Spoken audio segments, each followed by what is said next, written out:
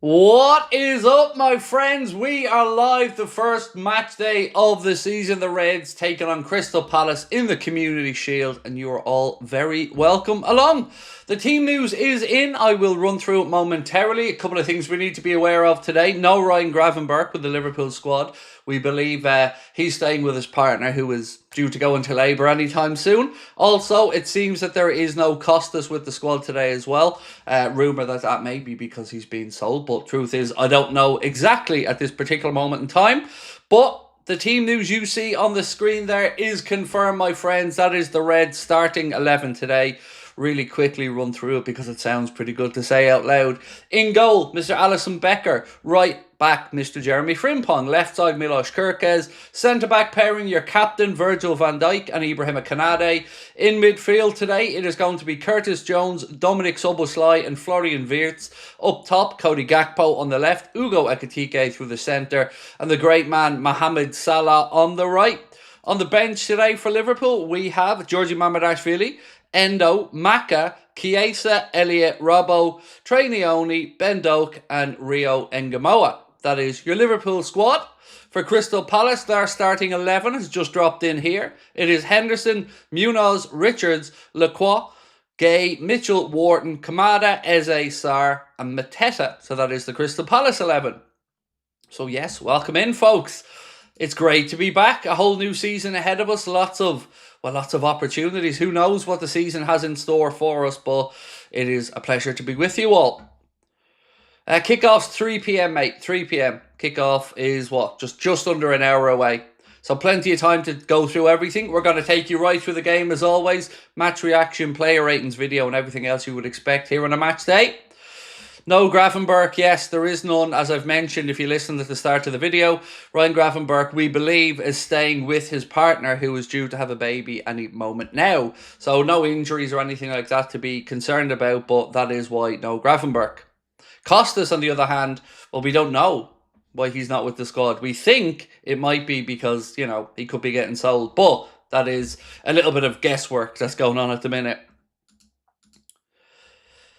So this from Paul Joyce, actually, this second, just said Costas not in the squad. Forest had earlier in the transfer window asked about the left back. There's been more European and domestic interest. Liverpool would only consider a permanent deal. So that's why no Costas, according to Paul Joyce anyway. Bozzy, how are we, dude? Any clues on Isak's replacement at Newcastle? Visa will be one. I don't know who their main striker target will be. Whether they'll go after Jackson, I don't know. Whether they'll try to get Gonzalo Ramos, I don't know. But I'm just looking forward to Luke Edwards being made to look silly again. To be honest with you, mate, Buzzy, that's what I'm waiting for. The Honest Tiger. Hi, Craig. Hope you're well. Looking forward to the fun banter this season. What do you think? Who do you think will score the most goals this season?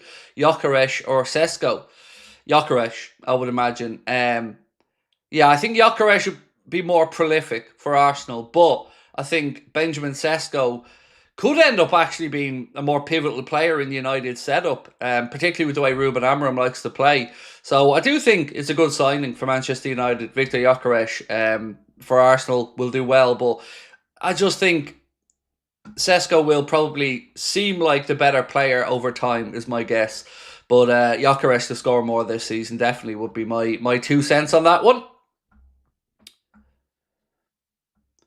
Is it true Isak rejected a new offer? It is indeed, yes. There was reports that even this week, I think Fabrizio Romano said this week that they tried to, again, talk to him about a new deal and he'd no interest in extending it. So that's the situation as I understand it anyway. But of course, it's gotten a little bit volatile over the last day or two, the whole Isak situation. But she'll have to wait and see what happens over the coming weeks.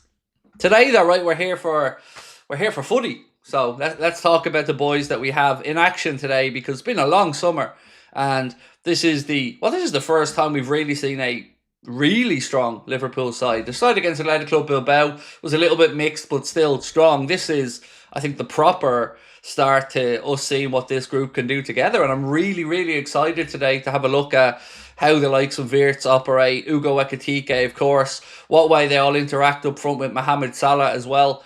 It's going to be fun.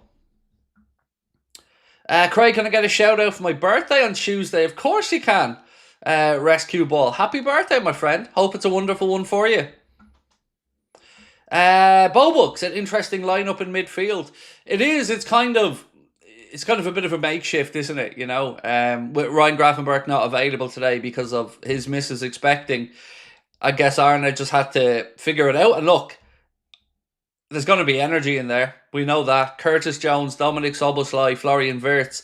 We're not going to be lacking for work rate in that midfield. Whether we can shield the defence as well as we'd want to, and we'd normally maybe be able to with Ryan Gravenberch, I guess we'll discover as the game goes on. But it's a good, strong Liverpool team, and I can't wait to have a look at them. Bobby the Firmino said, just looking at the bench, and you can see we need to strengthen. Hope we get 2 centre-backs come through injury-free. We do need to bring in a centre-back, yep, no argument. Looking at the bench, though, I mean, it's not a bad mix. You know, if you were to add in, let's say, Jones back onto that bench, if Grav was available, I think it's a pretty strong bench, to be fair. Plenty of experience on there as well, the likes of Andy Robertson, Alexis McAllister, Endo, of course, as well. Yeah, it's good.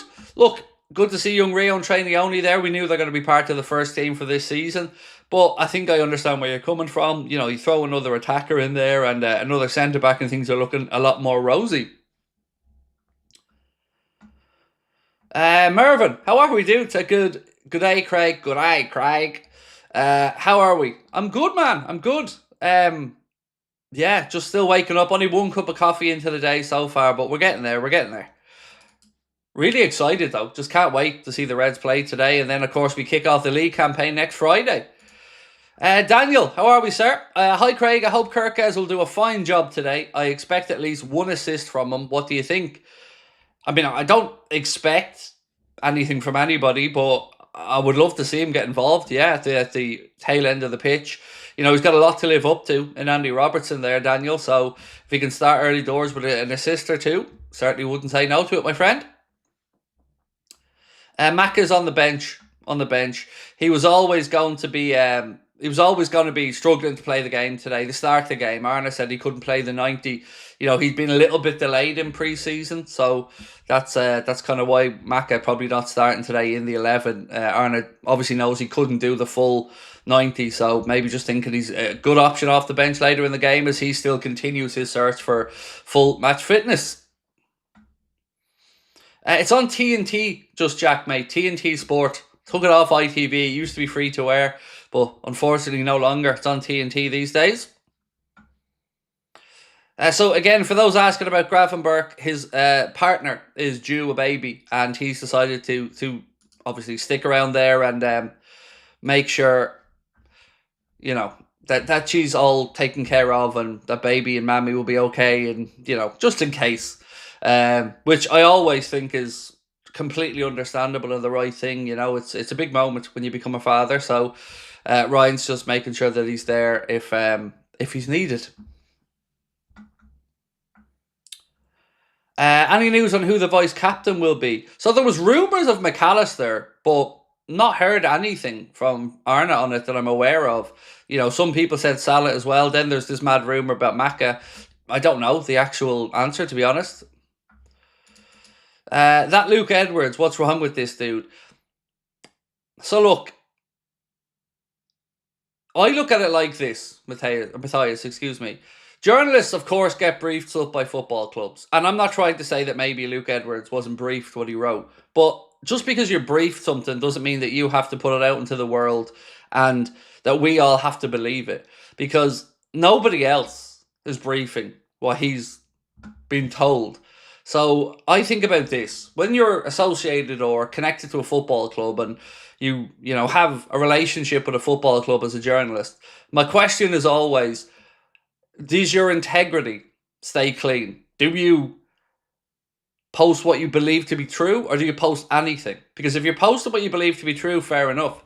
But if you're posting anything you're briefed and trying to put it out there into the world as a fact, when, let's be honest, we all know it's bullshit, then I would say you're doing your own career harm in the longer term, because ultimately your honesty and integrity is what's going to get your readership, your viewership, and I don't really trust that reporting. That's the kindest that I can be to Luke Edwards, but I guess, it's his decision, his career, and like he said, let's see what happens on September the 1st. But yeah, I don't put much belief in it, to be honest with you.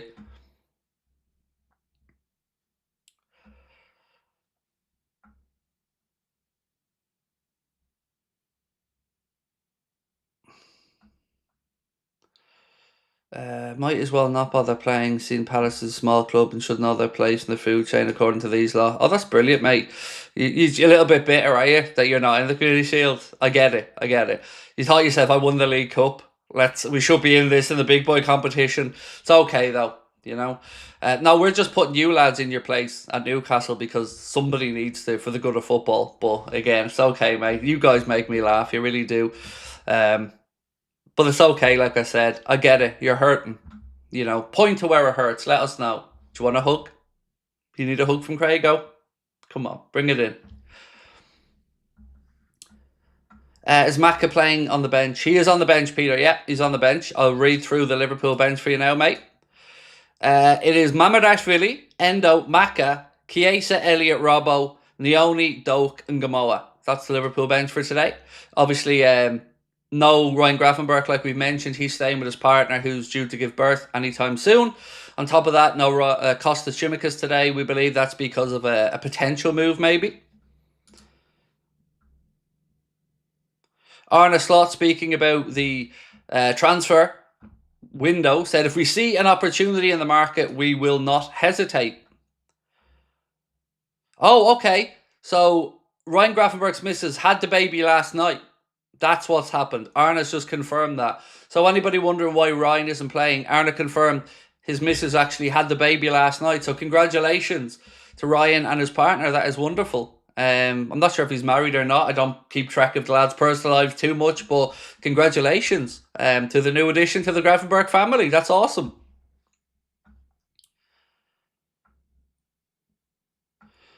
Chapman said it's always been Prem winners and FA Cup winners. I know, mate. But I just like to, tease the little whiny bitches who are, in trying to say, oh, we probably don't think we need to show up because Palace were a small club. No, we don't think Palace were a small club. They won a big trophy last year, FA Cup.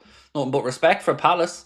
They're not being disrespectful little bitches. So nothing to worry about with Crystal Palace fans. They good group, good bunch.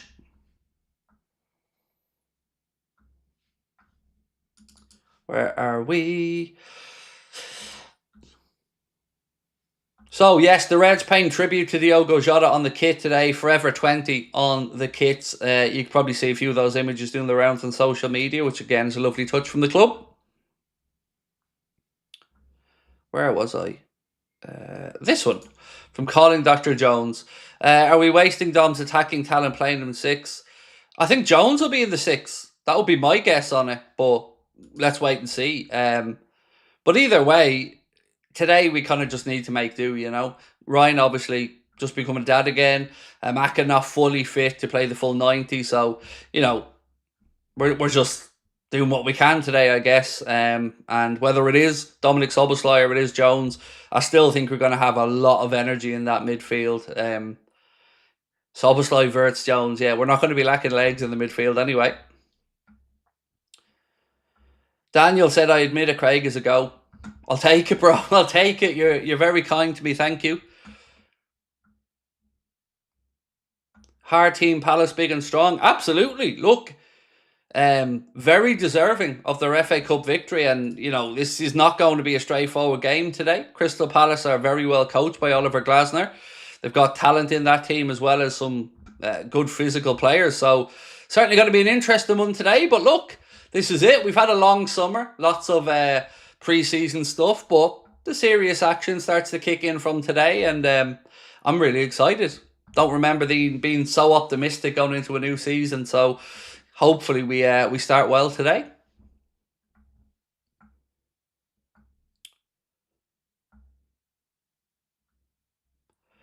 Mohammed said, hey Craig, even if the recruitment team wasn't able to bring in a centre-back for the window closes, let's say it will be postponed January window, do you still feel like we'll have a successful window?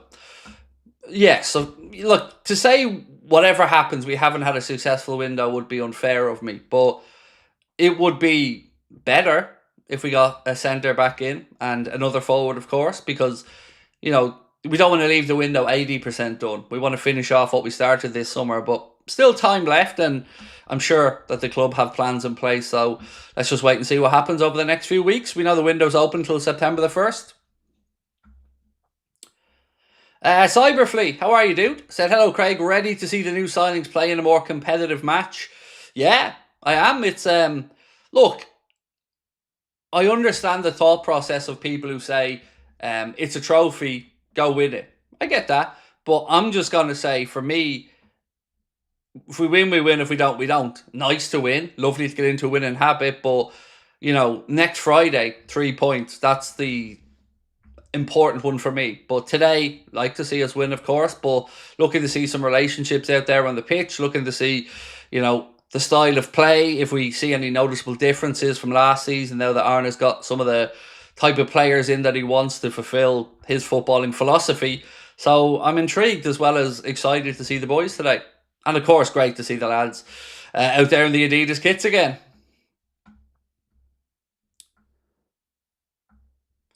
Neil, how are we, sir? Neil Godding said, Craig, so is it looking like Canada is sticking around? It's a very difficult one to get a read on. There's been some positive vibes, but nothing to confirm 100% he's staying or not. I'd be a liar if I said it's not getting to maybe twitchy bum time a little bit. You know, he's inside the last year of his deal now, but what can you do other than believe that the club know what they're at? And let's see how this one pans out. But certainly a little bit nervy about it, my man. I'd be a liar if I said otherwise.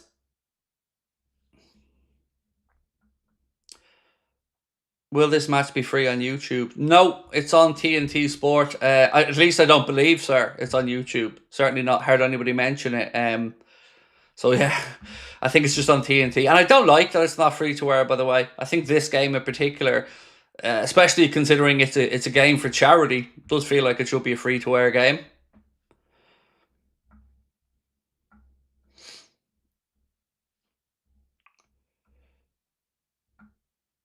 Hearing Arna's interview, I'd say we sell Costas, then sign centre back. It's on ITV1. Is it? I don't believe it is. Certainly when I was reading up about it, it said TNT and not ITV1. So I think you're wrong on that one, mate. Whether it's on YouTube or not sure. I guess somebody can tell you that one, but it's definitely not on ITV1.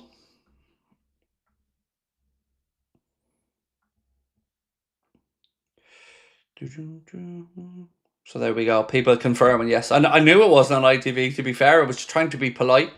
It's definitely on TNT Sport because I'm watching it on TNT, and I read up about I read about it on the Liverpool website as well. So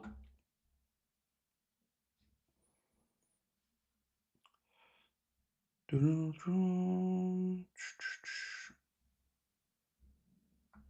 lineup ain't good. Go away. No time for you, mate. Sorry, I don't care today. I'm not putting up with people bitching about lineups not being good. That's absolute nonsense. And how is it not good, by the way? Because Gravenberch, whose missus had a baby, can't play. Other than that, I think you'd say that's a pretty damn good lineup and almost full strength. So if you're going to start your bitching and moaning before football's being kicked for the season, please take yourself somewhere else and watch another channel because I don't want it. I don't want you. I don't want that attitude. I don't want that negativity. The ball hasn't even been kicked yet. Get over yourself. Wonderful rant regarding Newcastle this morning. Loved it. A thing of absolute beauty. Thank you, Tom. So I didn't want to. I tried all summer and I bit my tongue all summer, Tom, to not really go big on them. But yesterday was the wrong day. My wife's aunt passed away last night, and it was a little bit emotional in our house anyway. So when I start reading that crap from Edwards and the Telegraph and some of the vitriol being aimed towards my fellow Liverpool fans and our club, I just couldn't bite my tongue anymore. I had to have my say on it. And I know these things, when I do them, often lead to me getting more abuse. But I don't care because some of the things that have been spoken about and said about our club, our fans, and the way that we operate, it needed to be called out because it's quite frankly embarrassing.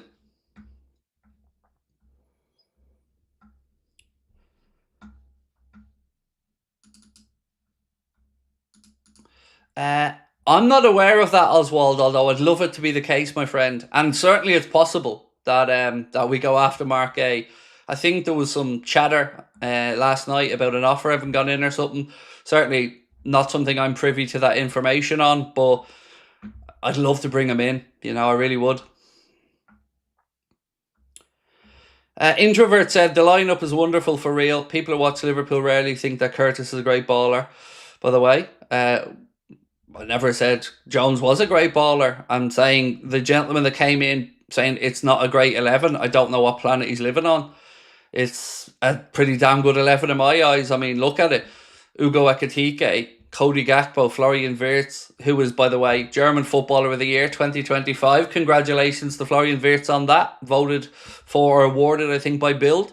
So, yeah, to say that a team that has Szoboszlai, Salah, Wirtz, Gakpo and Ekitike as a front 4 or 5, I don't understand what planet that lad's on.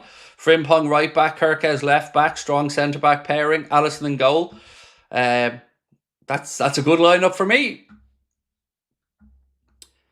Are you doing player ratings? Yes, we are. Actually, a bit of a new change. So if you'd like to take part in our player ratings, you're going to have to be signed up to the Anfield Agenda WhatsApp. So Connor's going to post the player ratings link into our WhatsApp group. If you would like to join us and contribute your player ratings, which of course we will contrast and compare with mine. We average out the scores. I compare mine with yours and see if we're both on the same wavelength. If you want to take part, just scan that QR code on the screen and join the Anfield Agenda WhatsApp and you will see the link in there.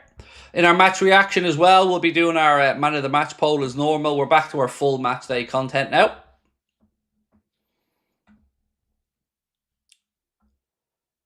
What about Gravenberch? So his missus gave birth to a baby last night.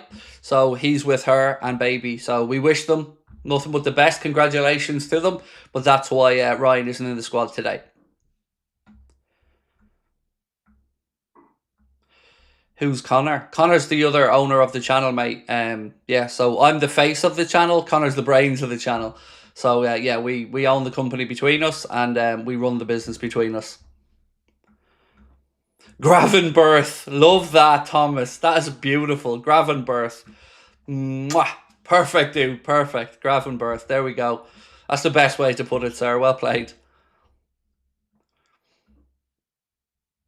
Wearing the new away kit for the game. Yep, we are. We are going to be in the cream away kit today. So interesting to have a look at that as well out there. Wonder why he's benched Macca. It's not hard to figure out, mate. He told us during the week. Macca's not fit. He had a 2-month break in the summer. Had a few niggly injuries, so was playing catch up. Yeah.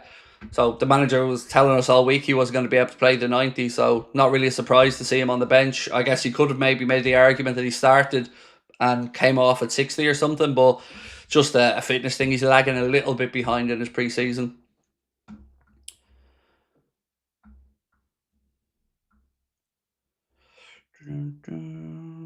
Craig is so sassy. I'm not. It's just this information's publicly there. Like, people are Liverpool fans and don't know basic information. What do you want me to say? It's not hard. Anybody who's watched pre-season knows why Macca's not on the team. It's not rocket science, like. I'm a Newcastle fan. Was a little much on the video last night. I understand we're not Liverpool, but we're coming. Do you think we'll get them? So it wasn't a little bit much last night on the video, Shane, in my opinion, mate. If you've seen the messages, the emails and the abuse that I've gotten, my fellow Liverpool fans have gotten, our club has gotten, I think I was reserved in what I said last night. Maybe you disagree and I respect your opinion. And if you actually took the time as Newcastle fans to listen to what I've said over the past few months, rather than just, see a soundbite and jump in, you'd see that I've been nothing but respectful and spoke about Newcastle's growth as a club, the direction they're heading in, But you lot just seem intent on blaming everybody else for the shit show that's going on behind the scenes at your club. And I've just had enough of it personally, mate, because it's very clear you're not used to moving at the top end of a football, because the way you handle one player maybe moving on has been tin pot, to say the least. You know, we've lost Diaz and Darwin, wish them both well. Trent's left us this summer. And you guys are cry-arsing about a British record transfer fee for a player that you've lied to for the last year, not given new deals to, and told you 6 months ago that he wanted to leave and gave you plenty of time to sort it out before the window opened. So I don't know what else to say to you, mate, but if you do want to become a club that battles at the top end of football in the market, well, you got to understand the process a little bit more, and be willing to speak out against the way your own club is making a mess of things, because I've done it. I've sat here and shouted at my owners and moaned at them and criticised the lack of movement and criticised the slowness in the market. Didn't go looking to blame everybody else on it. So, you know, the way Newcastle fans, some of them, have gone about this has been embarrassing. And just ask United fans as well. You know, the whole Sesko race, again, straight to abuse, seems to be the only card that they have to play. Danny said, LFC game, Craig is live, AA community, perfect, you'll never walk alone. Thank you, my man. Welcome in. Petter said, sorry to hear about your wife's son. Thank you, mate. It wasn't, unfortunately she had cancer, so it wasn't a shock, but, you know, still never nice when a family member moves on.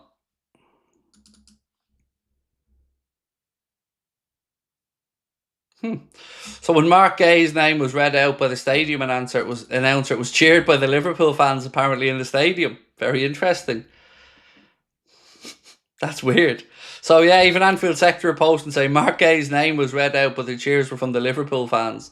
That's nuts. Well played.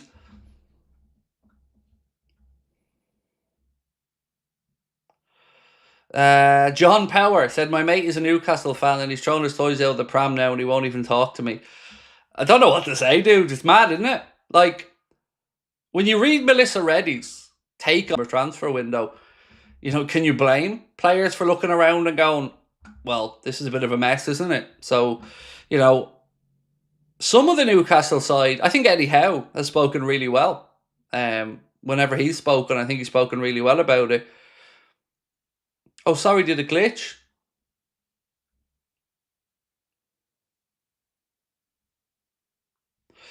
Sorry if it glitched, my apologies. I don't know what's going on there if it did glitch.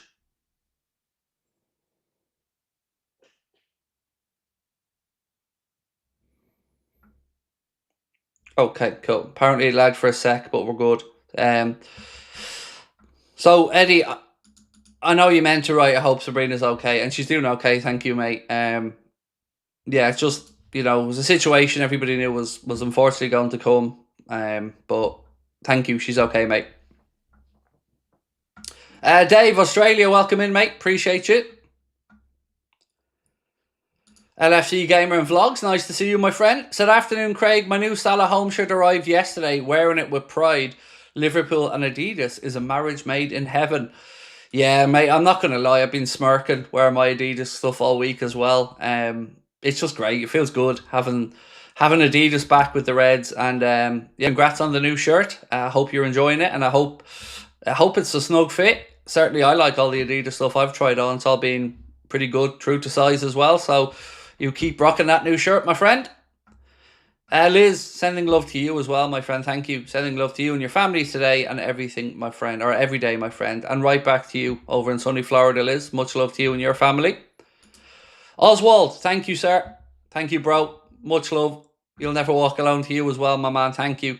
And Michael Manning, sending love to you all and your family. Gentleman, Michael. Thank you, sir. Appreciate you.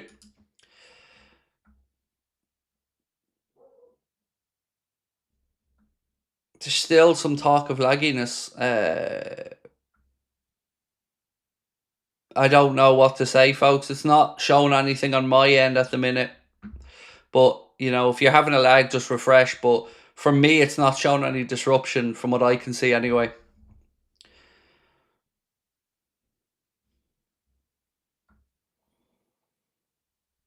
Yeah, it seems to be coming through okay on my side, but you know, all I can do is carry on. If it keeps happening, do let me know. But for now, I'm just going to carry on as normal. Where are we at? What is this from Arna? Bringing in another centre-back. Arna Slot speaking about that said, we have enough options at centre-back, but if we find an opportunity to market, we won't hesitate to move. He's wrong. I'm sorry, but he's wrong. And I don't think anybody in the chat would agree with Arna on that one either. So basically, Arna said, we have enough options at centre-back, but if we find an opportunity in the market, we won't hesitate. I disagree respectfully with Arna on that. We 100% don't have enough options at centre-back. We've 3.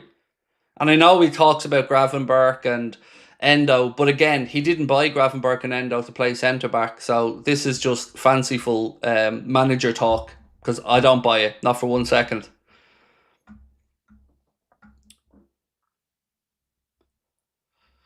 In a pub watching, all good, said Lee. Thank you, Lee. Appreciate you. So yeah, do let us know your thoughts on what Arna said. Do you agree that we have enough options at centre-back, or, you know, do you think we still need one? Because I don't know how any manager can go into a season with 3 centre-backs, one of them already injured, and say that we're okay. If Virgil got injured today, we'd be screwed. So I very, very, very much think he's just toned the company line with the answer on that one. Naturalist said, yep, totally disagree with Slot on the centre-back adequacy. We're not strong enough. I think he's saying it's keep the price down, whichever centre-back we buy. Yeah, this is one of those situations where, you know, we don't have to believe every word out of a manager's mouth. You know, he's hardly going to come out and say, yeah, we're absolutely desperate. We got to get our finger out. So I agree. It's probably just professional talk, to say the least.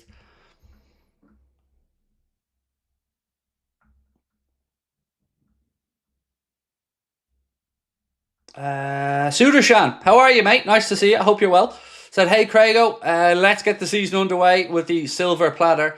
Maybe that guy was talking about Palace's lineup. Maybe, but because ours looks pretty good to me.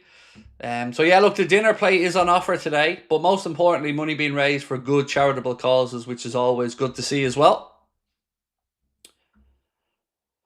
Right, so do let me know your score predictions if you have them in the chat. I'm going to go 3-1. I'm going to stick with my score prediction that I had in the preview. I'm going to go 3-1 to Liverpool. Do let me know what you think.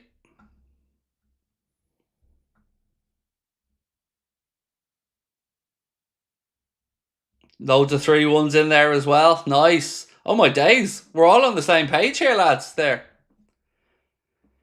4-1 from Steve. Look, I don't think, by the way, this is going to be an easy game for any stretch. I expect Palace to be compact, to try and hit us on the counter. Arna spoke about Florian Wirtz maybe being able to help us unpick a low block, so we might have to have a look at that today, because a low block could very well be what we're up against. Kaz, how are we? 3-1 today. Hope one enjoys watching it. Australia, stupid o'clock, much love. And thank you for the email, Kaz, as well. I did have a chance to look at that little song that you sent across, and thank you. Hope you're well, and stupid o'clock for you over in Oz, but thank you for tuning in, my friend. Right, where are we at? Let's check what Lewis Steele is saying. Rio Ngamoa gets the loudest cheer as the team subs are read out. Fair to say the travelling cop are hoping to get another glimpse of the new golden boy today. Yeah, I think we're all excited by Rio Ngamoa and his emergence onto the senior footballing landscape. Carlos said, Craig, love the video about the Newcastle fans I seen earlier. Where's Ryan? His missus just had a baby, mate, so he's with Mammy and baby, and wishing them all love and many, many, many, many, many happy years together as a family. So yeah, that's why he's not available today. No injury or anything like that, just with his missus who had a baby. Ian McDermott, or excuse me, Ian McElmont, my apologies, sir. Thank you, mate. Very kind of you. Is Grafenberg's red card only for this game? It's not for this game, George. It's for the game on Friday, the first league game of the season against Bournemouth. Patsy Bailey said, today we're breaking the curse. Yeah, so I don't believe in any of these curses, but, you know, I just hope we play well. That's first and foremost. I'm excited to see the way we move the ball today as well. Yeah, I'm just buzzing. Really, I can't wait for kickoff now. 22 minutes to go. Fingers crossed that we see a good, promising performance. Carl said, hi Craig, I know you visited this guy about 11 months ago, but Liverpool would love to see Bastoni come to us. I think most football fans in the Premier League would like a little bit of Bastoni at their club.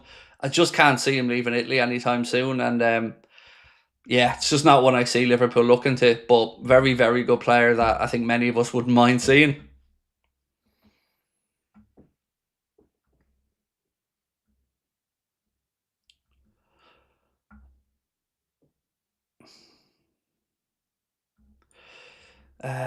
Where is it on the UK? It's on TNT, my man. Too Cold FN, TNT Sport in the UK. Unfortunately, not free to air anymore, which is a shame, you know, especially because it's the Community Shield. You'd like these games to be available to everybody to watch. So, ladies and gents, you know the drill, or maybe you don't. Maybe you're new in with us. We always aim to try to get 1,000 likes before the games kick off. If you can help us out by hitting that like button, please do. If you're with us for the first time, welcome to an Anfield Agenda match day. We'll be taking you right through the game. Of course, we'll have our match reaction, player ratings as well, and I'll be back live tonight for the late night agenda. Salah scores a pen today, said Holiday. Good. If the great man scores, happy days, whether it's from the penalty spot or not. You know, at least he got the miss out of his system in the last pre-season friendly.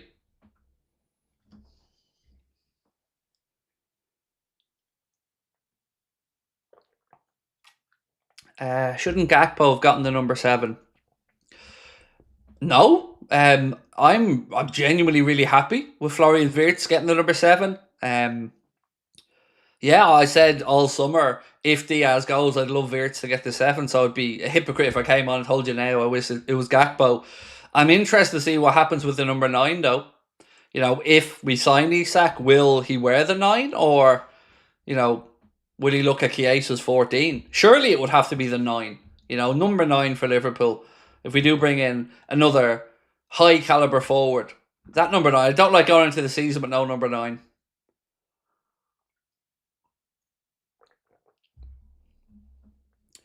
Pascal, no Grafenbergs today, mate. His partner gave birth last night. Arna confirmed that one, so he's with Mammy and Baby. Any update on Isak? No, don't expect one till Newcastle get their finger out and get moving. There will have to come a point, I guess, where Liverpool make a play for Isak one more time to get a definitive answer, or, dare I say, even move on to another target. So let's wait and see. I don't think we'll move on. I do think we'll get our boy eventually, but nothing new that I'm aware of at this moment in time. Kaz said, watch from Australia, it's stupid o'clock being the time. Thank you, Kaz. Matthew said, good evening, Craig. Hope you're well. Do you think there's a chance of Gay and a young centre-back Leone? No, especially not when you listen to Arna's words about feeling we already have enough there, but if we can add in one more, he will. Most of us would agree with you, Matthew. A centre-back of Gay's quality and a younger one certainly would be an idea that we'd like, but I think one is probably what we can hope for at best by, the manager's words. Isak/Rodrigo on the defender would be perfect for me. I wouldn't say no, mate. I wouldn't say no. Yeah, I wouldn't say no to anything you've written there. Zuck Madoj. Athi said, hey Craig, big fan from South Africa. Keep up the grind. Thank you, sir. Appreciate you being with us, Athi, and much love to you over in South Africa. Probably a lot warmer over there, mate, than it is here at the minute. Although it's not too bad over here.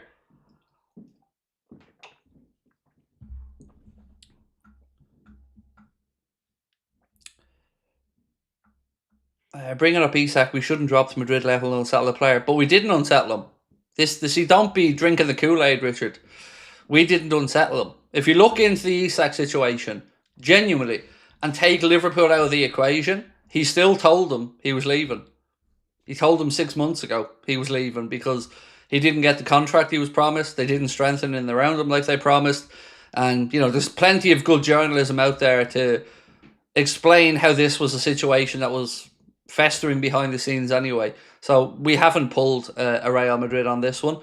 Like I've tried to say to Newcastle fans, we made a bid. Newcastle, which we are perfectly within the rights to do, turned it down. And Liverpool publicly haven't spoken about it. But, obviously as fans, we all have a lot. But, that's where we're at.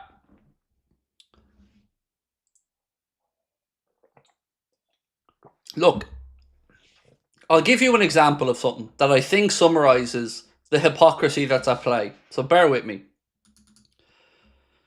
So there was a post last night that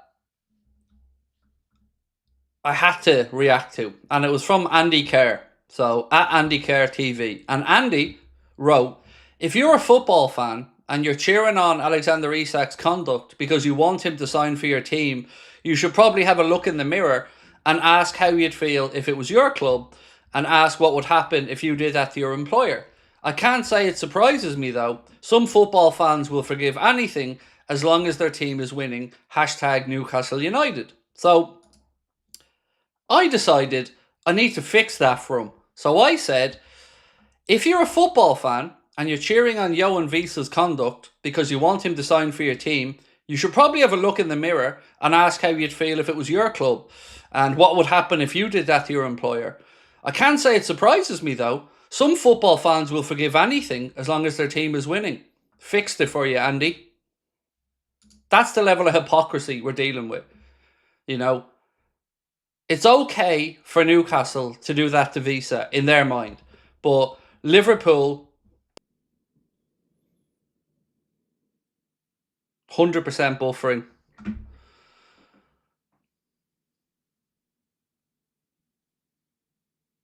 Yeah, I've seen that buffering. Just refresh it and she'll be back. I hate when that happens. Which is actually no reason for it. Let me just do a speed test. Bear with me 1 second, folks. I'll just open up another tab here for 1 second. Hang on 1 sec. I'm just going to run a quick speed test.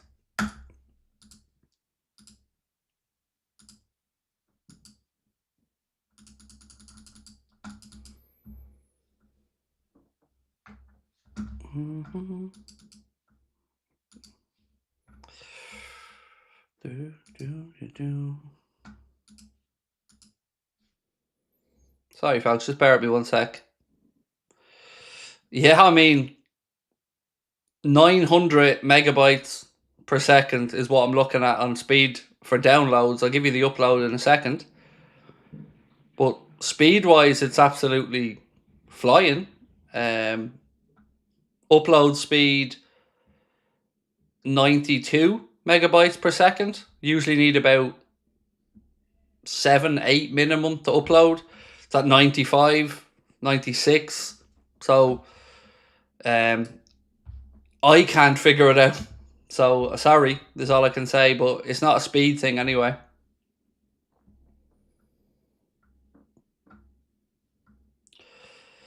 Rookie said, yo Craig, just curious, does Connor do the graphics? Some of them. He does the thumbnail graphics and stuff like that.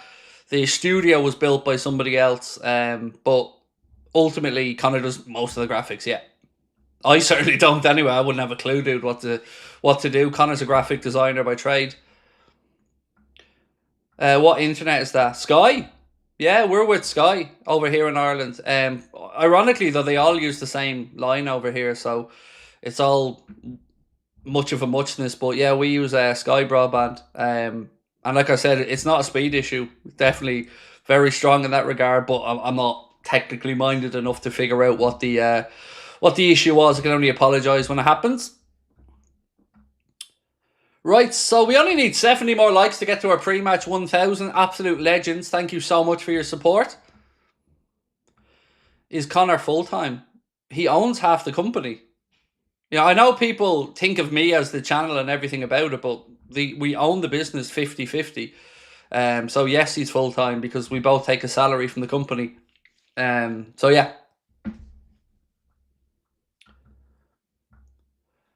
Grav isn't playing, mate, because his missus gave birth last night and he's staying obviously with mammy and baby. So no injuries or no transfer stuff to worry about. Just a bit of a family situation.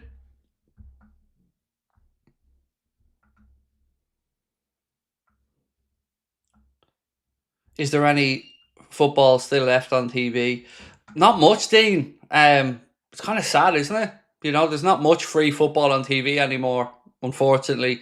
And this used to be one of those games that, you know, the money's been raised for charities, Community Shield, and for it not to be on free to air does feel a bit of a cash grab, doesn't it?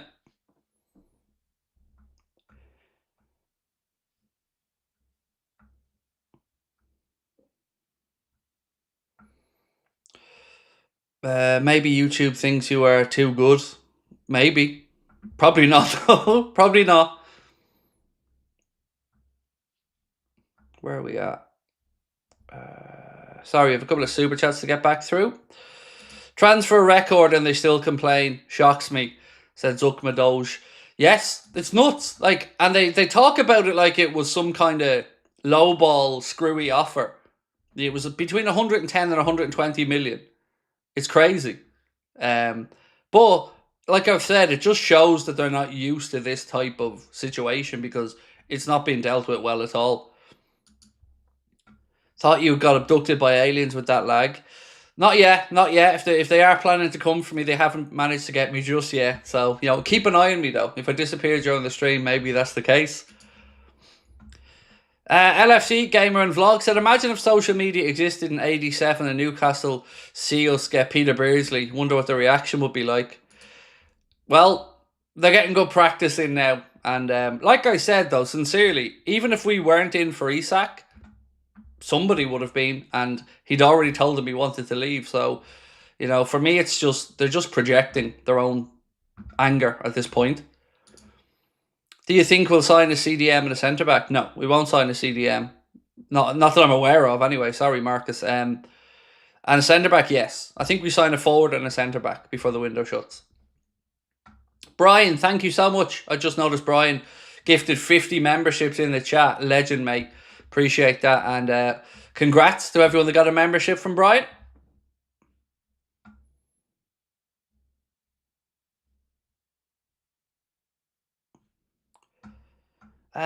Charles, how are we, dude? Said, hey, Craig, in Germany, and I see the game is on YouTube. I know it could be different to England. Nice.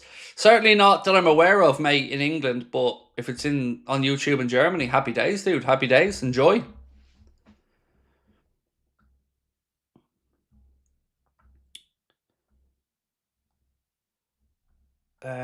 Screw them, need to grow up. Small clubs lose their best players and we lose players in Madrid all the time.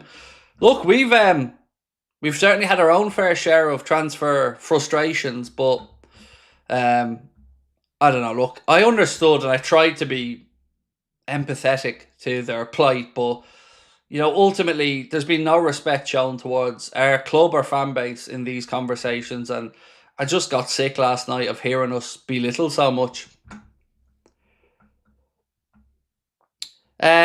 Jade Meller said, what do you think of Barcola if Isak move doesn't happen? I gotta be honest, I have doubts about Bradley Barcola. When I've watched them, there's no denying the dude has talent and has loads of good attributes, but maybe I've just been unlucky. But when I watch Bradley Barcola, I seem to be left frustrated at how many opportunities he needs before he puts one away. Maybe I've been unlucky, maybe I'm doing him a disservice, but wouldn't excite me as much as Rodrigo or Isak.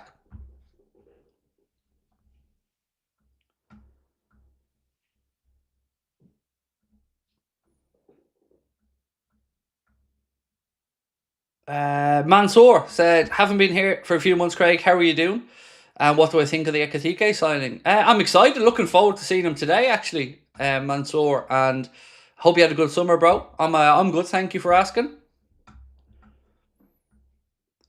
No lie, Eli said, you're spot on, Craig. Barcola is a waste man in front of goal. That's certainly been my experience when I've watched them. Now, I've looked at his numbers and, he does put up good numbers, but when I've watched them for PSG, I've always seen him miss 2 or 3 chances that I think he should be gobbling up.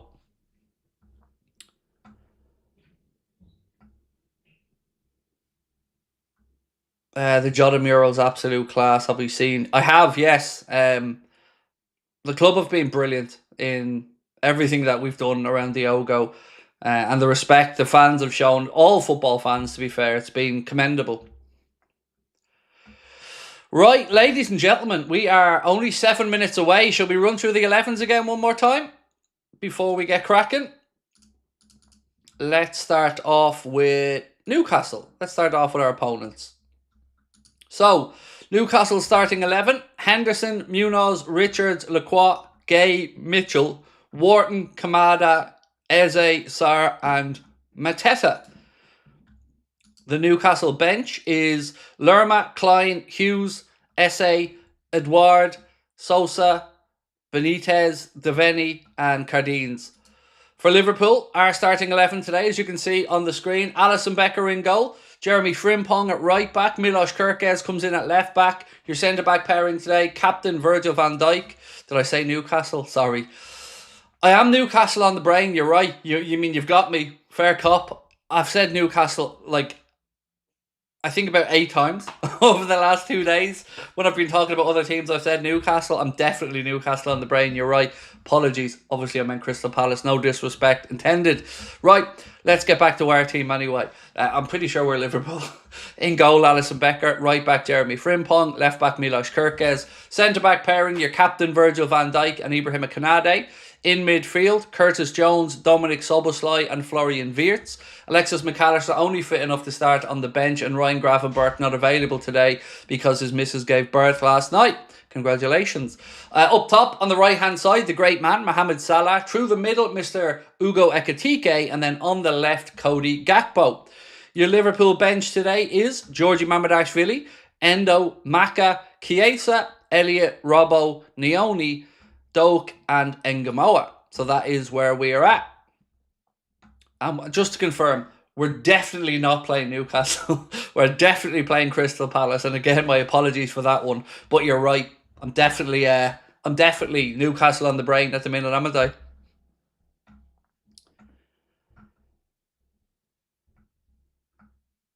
As soon as that keeper shirt comes out, I'm buying it. It's a thing of beauty, said Nomad. It's the green one for me, mate. The green third shirt is the one I'm really looking forward to. Here's Clinton Morrison. Ian Rush. Everybody just going through the formalities before the game. Right, ladies and gentlemen. The Reds about to get back into competitive action. Sit back, relax. I will do my best to take you through the game. Thank you all so much again for joining us. Don't forget, if you want to contribute to the player ratings video, you need to scan the QR code on the screen there now, or the one in the bottom right-hand corner of the main studio. That's where we're going to be putting the link in for you to submit your player ratings if you'd like to take part after the game. Sing the VVD song. He's a centre half. He's a number 4. Watch him defend and we watch him score. He'll pass the ball, calm as you like. Who is he? He's Virgil van Dijk. He's Virgil van Dijk. There you go. Now, that's the end of the singing for now. The terrible singing. Apologies to anyone that had to listen to that, but, try to be a crowd pleaser.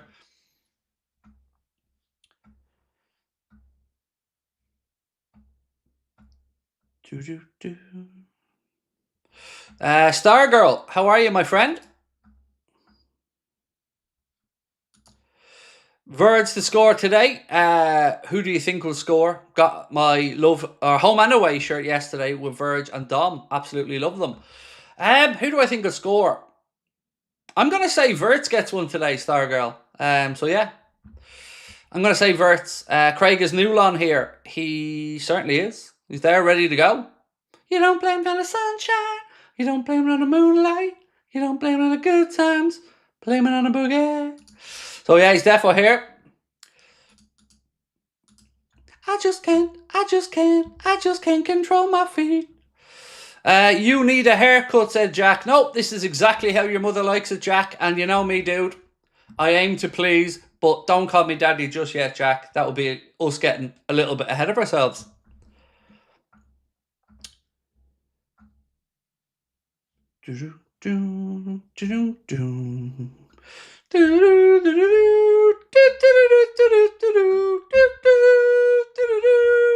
Don't know why I'm singing the Rocky music in my head.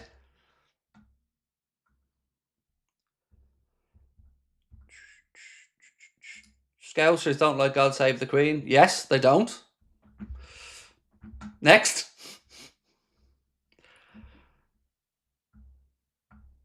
How much would it hurt Newcastle if Isak was at the match today? Can you imagine? God, their heads would explode. This a lot, I would reckon.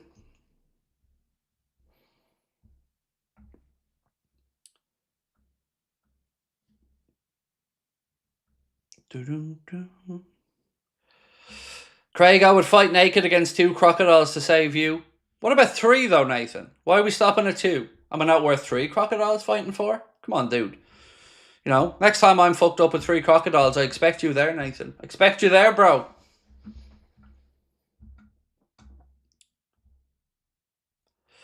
The Platt Freestyler said, I must say, Craig, this is a dangerous looking team, even just walking out.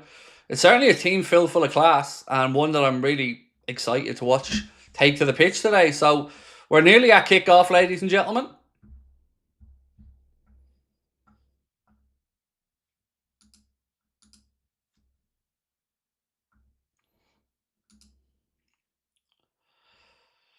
Who are the players on the bench? They are Mamardashvili, Endo, McAllister, Chiesa, Elliott, Robbo, Neoni, Doak, and Engamoa.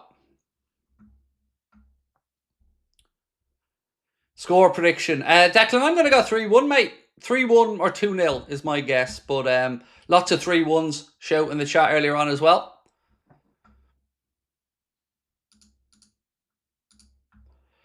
So I have to say something, right? I have to get this out of the way because it's important that I talk about this. 1 second. So there was another person in the chat there who, you know, said, your hair's looking good today, Craig. So look, I was contacted by, should I say this? Look, I was contacted by Scotland Yard and they said to me, Craig, could you stop having a pop at people who come in and slag you, because we think there's a problem on the internet with these guys getting sexual gratification from it and we don't want it to spread. And they said, you're obviously such a devastatingly handsome fella that they want to come in to be belittled by you and they're getting some type of sexual gratification from it. And due to my commitment to removing arseholes from the internet, I begrudgingly accepted their proposal. So unfortunately, I can't have a pop back at you today because I can't help spread your level of noncery on the internet, you know, and I'm here to help. And when somebody reaches out to me like they have, you know, it's my duty as a streamer to listen to the authorities and help out. So, you know, due to that ongoing commitment, unfortunately, I'm going to have to stop. Hope you understand where I'm coming from. And I know you're Craig curious and it's difficult, but unfortunately, I'm going to have to save the kinky shit for the missus.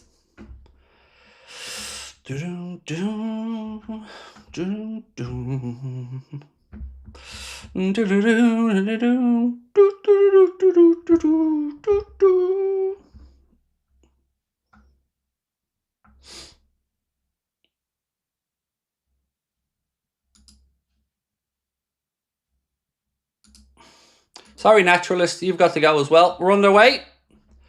And I don't care how long you've been around. You are belittling your own club. I've no time for it, mate. Right. We are underway, ladies and gentlemen. We are underway. I will sync up at 1 minute.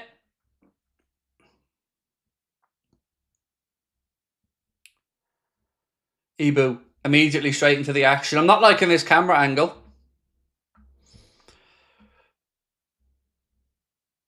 Oh, the booing was from Palace towards Jota, was it? Sorry, Naturalist. I might owe you an apology. I presumed you were complaining about the national anthem thing, but it could have been something else. So I've removed your ban, mate. That's on me if I misjudged. Right. We're almost at the 1 minute mark. We're heading towards it. So let me just make sure we're all, lined up. 47, 48. Right. Let me sync up at 1 minute for everybody. We are coming up to it now. So it is at 58, 59, 1 minute. And 1, 2, 3, 4, 5, 6, 7, 8, 9, 10. Apologies, I thought you were moaning about the national anthem. I didn't realise that there was boos for a disgusting thing that shouldn't have been booed. My apologies, sir.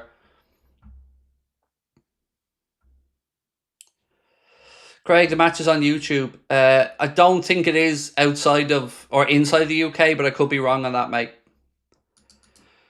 Chad, how are we, dude? Welcome in. Stephen said, do you think Cody scores today? I'm going to go Wirtz, but let's wait and see. And thank you, Stephen. Appreciate you. Hey, Craig, my dad's birthday is in 1 month. Would love to get him an autograph. How's the package going? So I forgot to send it, mate, because I was waiting to get you a card, like I've said. But yeah, it's been crazy, mate. If you've seen the amount of stuff we've had to ship out over the past month, apologies, it's delayed, but I will adhere to get to it as soon as I can. Right, anyway, let's get back to the game. So, Canade rolls it across to Jones. Back to Virgil. Curtis Jones. Out to Mohamed Salah wide right. I don't like... Is it just me, lads? I don't like this camera angle. Craig, do you know where the Diogo 20 is on the shirts? It's on the bottom. It's on the bottom, mate. There was an image that was doing the rounds that the club put out with exactly where it's stitched into it. Ekitike now, wide left to Gakpo. Back to Szoboszlai. Out to Milos Kerkez. Back to Dominic Szoboszlai. Virgil van Dijk. Every Liverpool player except Alisson now inside the Crystal Palace half. Canade. You can see straight away the pattern set up to Palace getting into a low block here, and this is what I find interesting. Arna spoke about Wirtz and low blocks. Well, we're up against one here straight away, so let's see if we can find a way to pick this lock.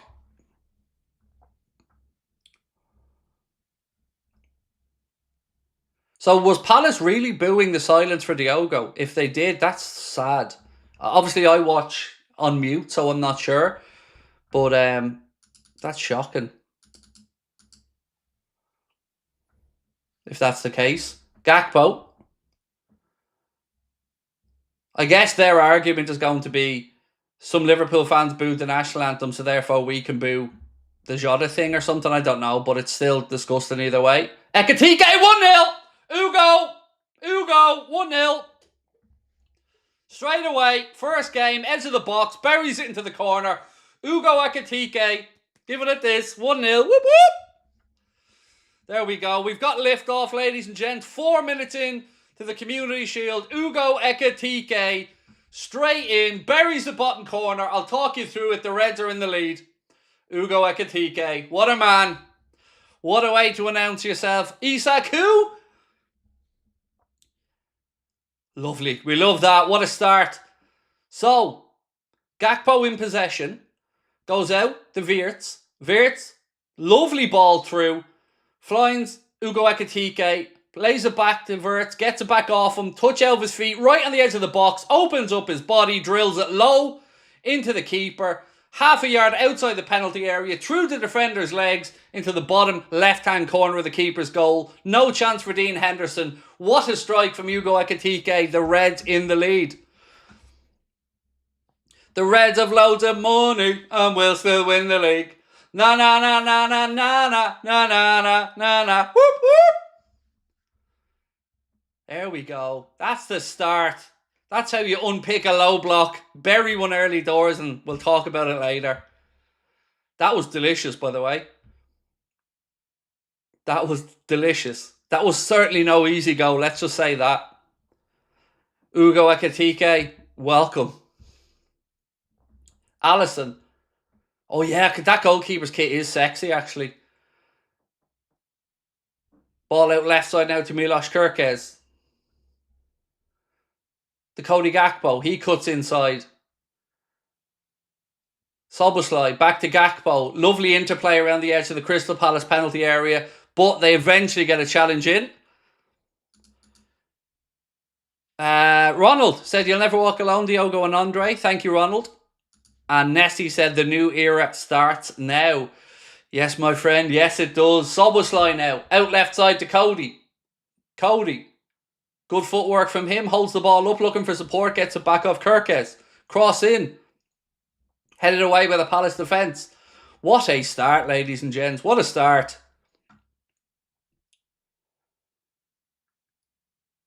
Virgil steps in. Palace have it now, centre of the park.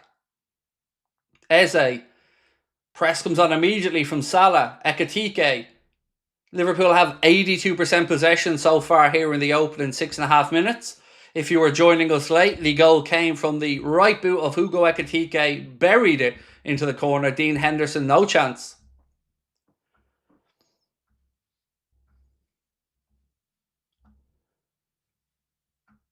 Oof. That's a lovely way to welcome yourself, isn't it, to the club? First game starting officially through the centre. And there he goes. Berries went early doors. Kanade now. Liverpool moving into the right channel to Salah. Wirtz back into the channel to Frimpong. Frimpong cuts it inside. Ekitike tries to flick it onto Mo, just a little bit too much on it, and the Reds are looking sharp. Oof. Lads, I'm ready for this Florian Wirtz parcel this season. I am ready for it.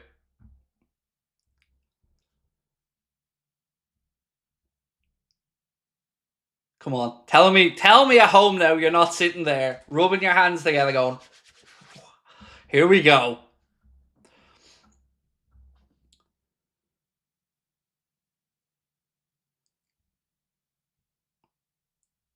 Right, folks. 7 minutes 45 on the clock. Palace in possession.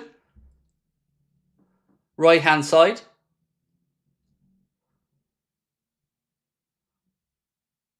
They switch it out now. Left, Frimpong wins the header. Second ball drops. Eze picks it up. Wharton tries to thread it through. Szoboszlai gets up in his face. Palace still have it though, with Muniz right hand side. Nothing on there, so they're forced back. Mark Gay now, left side. Again, Palace looking to get some width. Eze drops a bit deep, picks up the ball in the pocket. Mateta, he tries a pass forward. It flicks out off a Liverpool player, and it'll be a Crystal Palace throw-in on the far side.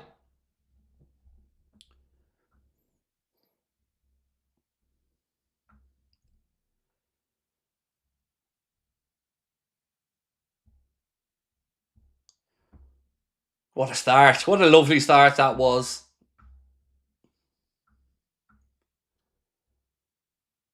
Right, throw-ins Palace. Far left. Sun definitely looks like it's out at Wembley anyway. Anybody on that far side looks like they're absolutely being bathed in sunshine. Right, Reds, come on. Long throw-in from Palace. Kanade heads it down. Frimpong prevents it from going for a corner and clears his lines, but it'll come straight back at us. Palace in possession. Oh, ball between the channel. Palace still in possession. Liverpool get bodies back, and eventually Jeremy Frimpong gets a challenge in to put it behind for a Crystal Palace corner. Palace unhappy about something. I'm not sure quite what it is. Maybe they feel there was a foul in there. No, that was a challenge on the ball from Frimpong, so certainly no foul on that one. I think Palace thought Kamada was brought down, but certainly there was a challenge, that fairly challenge from Jeremy Frimpong. So Palace corner anyway, and I'm never confident when we're defending corners.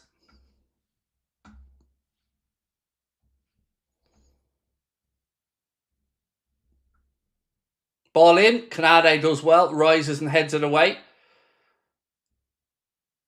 Liverpool now on the counter attack, got bodies left and right. Oh, and we make a mess of it. Unlucky. We are breaking fast there. Cody Gakpo trying to pick out a ball into the right channel, but Palace had players coming back, just about got the block in, but if that ball had have come off from Cody Gakpo, we had a 5-on-2.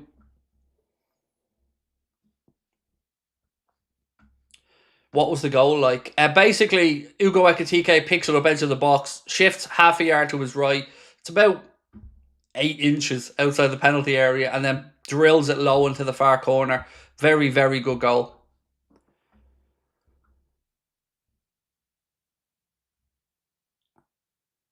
Right, free kick to Crystal Palace. Too far out for a shooting opportunity, but certainly a good area to get a delivery into the box.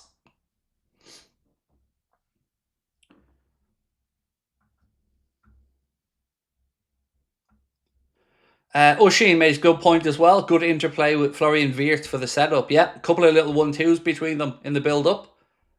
Right, free kick to Palace anyway. Liverpool holding a defensive line right across the penalty spot. So 12 yards out. That's where Canada and Virgil are setting up the line.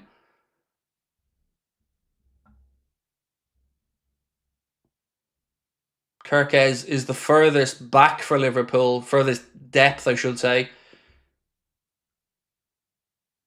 A lot of space there in behind Kirkes, though, if they're looking to drop one in there. No, they go short with it. As a strike into the wall. Ricochets behind Crystal Palace corner. The game is free on YouTube outside of the UK, or in Germany anyway. So, you know, if you're friends with our friends at Surfshark, you might be able to find a way.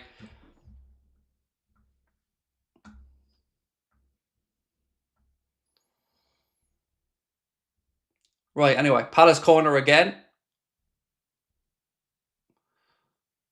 Ball in. Headed away to near post by Ekitike. Second ball in. Blocked again, this time by Cody Gakpo. Hooked away again by Liverpool. Come on, boys. Let's get the press on. Offside. Free kick Liverpool. Ball came back from Crystal Palace over the top, but the flag was up. Free kick to the Reds.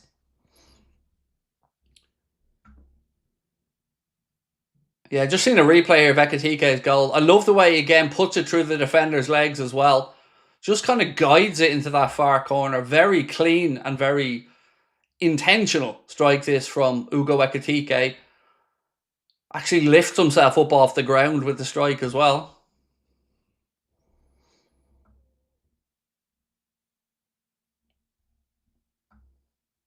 Wirtz.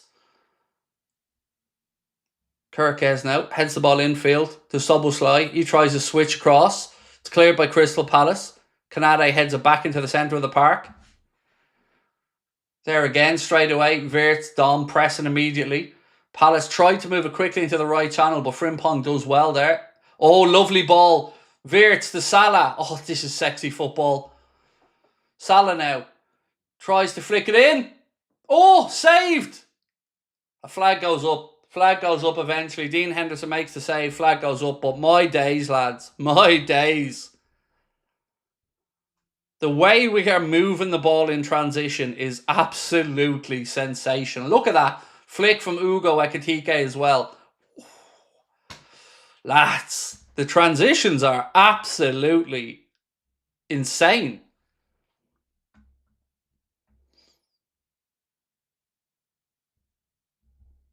This is good football.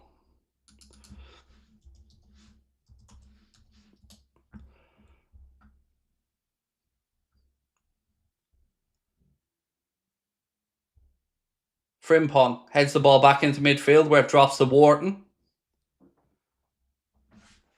Palace finds space now between the lines. Mateta.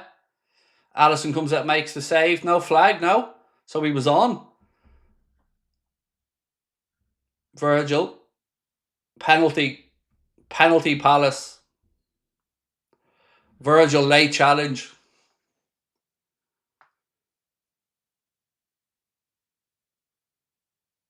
Sarr goes down under a challenge from Virgil. Referee points to the penalty spot straight away. Let's have a look at the replay. I don't know if Virgil gets a touch on that or not. I can't see from that angle. No, it's a penno. He doesn't get a touch on it. It's a penno.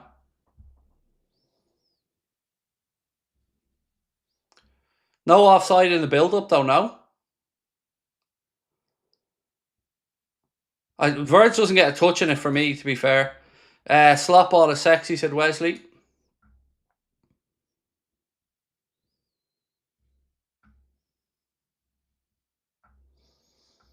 I thought there was an offside in the build-up, but other than that, I don't think Virgil got a touch on the ball.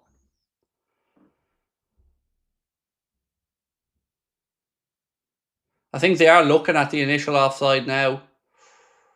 I think he might be on there, you know. I think he was on. Yeah, penalty stands.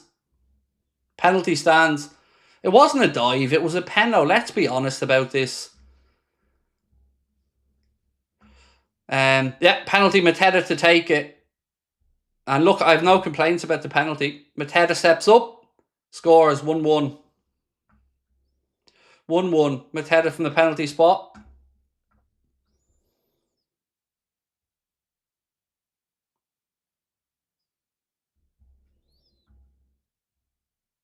Just silly from Virgil to put the challenge in. I don't know what Virgil's moaning at the ref for, in all honesty. It was a foul. They weren't offside. You know, it is what it is. Penalty well taken by Mateta. Sends Alisson the wrong way. Side foot's at home.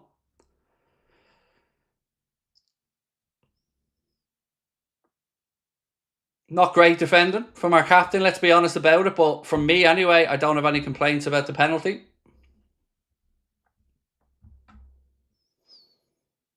Back to 1-1. Wakey wakey time.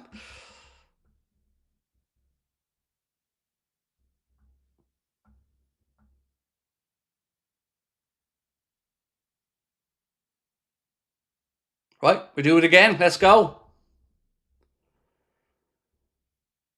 Right, Virgil pings one out right hand side. So we are 1-1, just to confirm. Ugo Ekitike with the first goal for us. Jean-Philippe Mateta with the equaliser from the penalty spot. Soboslai into the channel to Salah. Wirtz. Kirkes. He gets the ball out of his feet, tries a strike. It's blocked by the Crystal Palace player. Richards, I think, maybe winded there a little bit. Certainly caught it flush.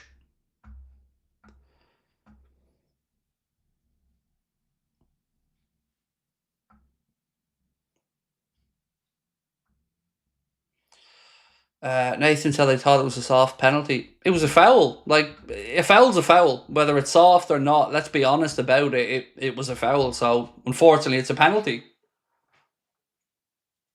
Palace now on the attack. Right hand side. Kirkes getting back. Ball deep. Should be Alisson's. And is Alisson's.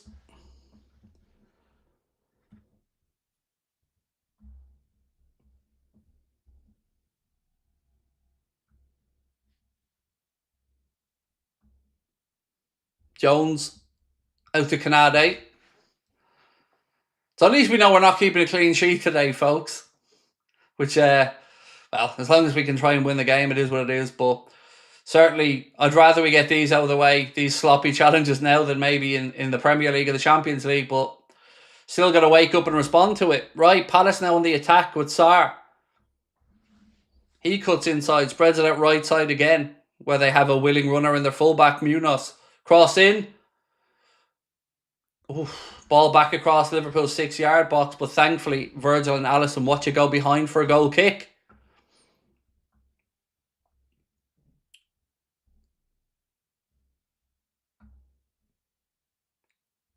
Yeah, there's nobody tracking the late runner there, but thankfully no danger in the end.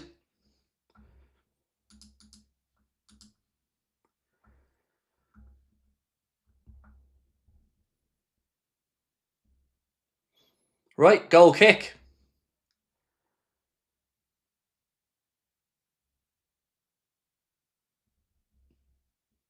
Why can we not defend? We gave away a penalty. I don't like... This is why sometimes I put the chat on member only, because some of the comments are just ridiculous. Why can we not defend? Well, our system and the way we defend has nothing to do with our captain giving away a penalty, mate. That's an individual error.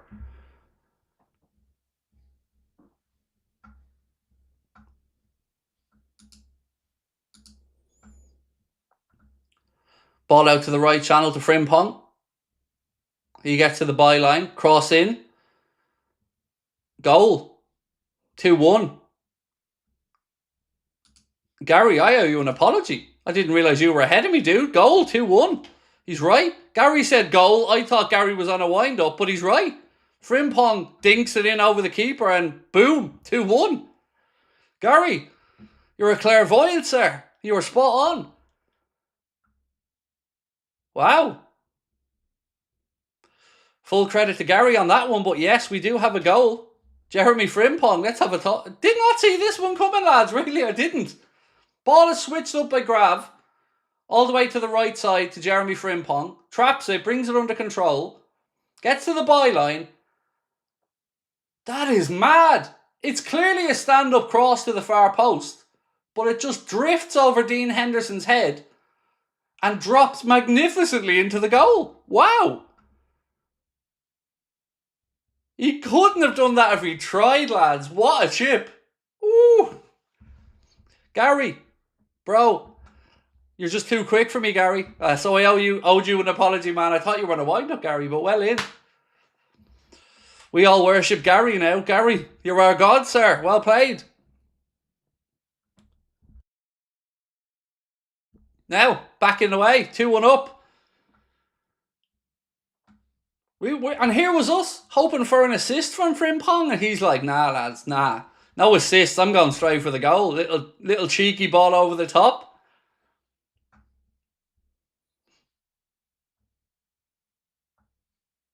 Now, back in the lead, 2-1. 22 minutes on the clock. 2 new players, 2 goals, said Zeno as well. Yep. Oh, lads, I'll take that.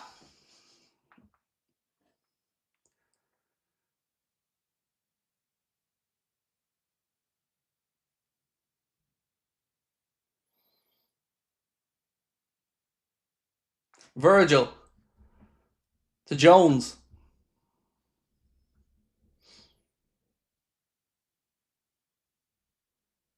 Wirtz to Soboslai under a bit of pressure. Little ball around the corner to Gakpo. Delicious from Dom. Gakpo now under pressure. He has his pocket picked by Adam Wharton. Palace now looking to transition. Eze. Kanade. We've got numbers back though. Well done, boys. Got numbers back to sniff that one out. Snuff it out, I should say.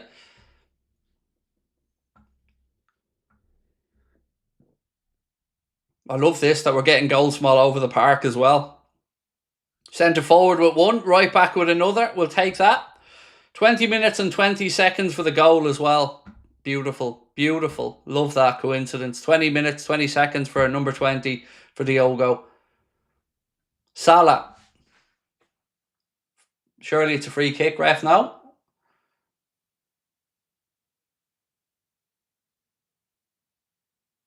Eventually, the referee gives a free kick against Frimpong for a little niggle at the Crystal Palace player.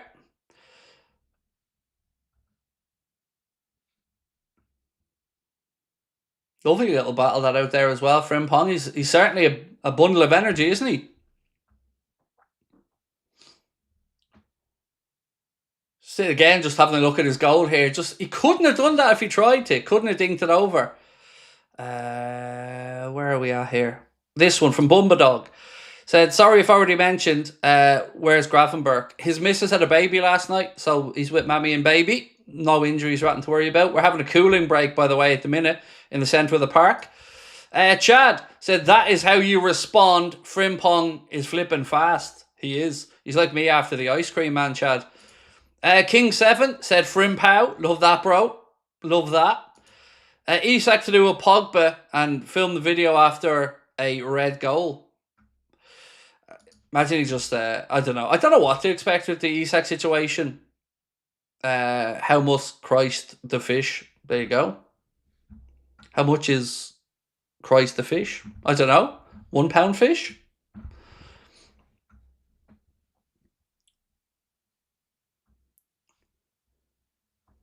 So yeah, cooling break. So what? Everyone else is having a cooling break. Why not, lads? Why not?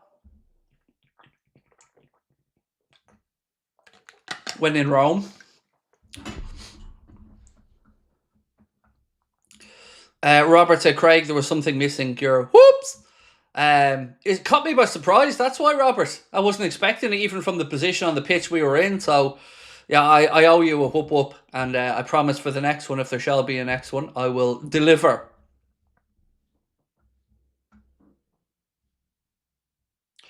Do you agree with Carragher saying 150 million is Mbappe money? I don't, because you wouldn't buy Mbappe for 150 million.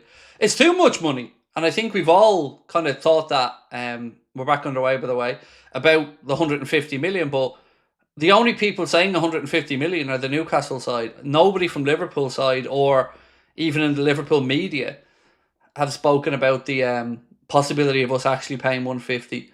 Kanade, I think, got a hand to the face or something now. I think something in his eye. He's looking at. He got a finger in the eye or something.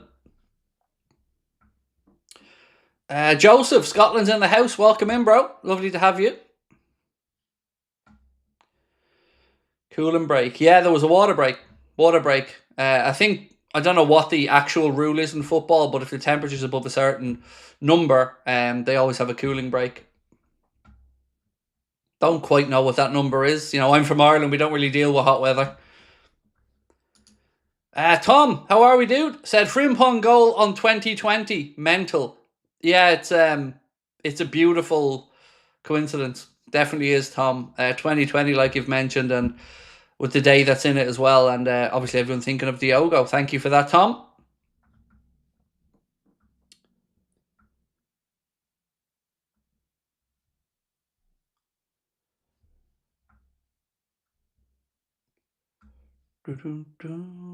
Congratulations to Ryan and the family on their new signing, said Danny. Well in, Danny. Yes, and again, always an exciting time when you become a dad. So, fair play and congratulations to Ryan and his missus. Will said, hiya Craig, love the energy of Frimpong. Think all signings are slotting in nicely. Just want a centre back, and what a season this could be. I think we're still a body forward in attack as well, Will, to be honest. But again, certainly very exciting times, as you mentioned.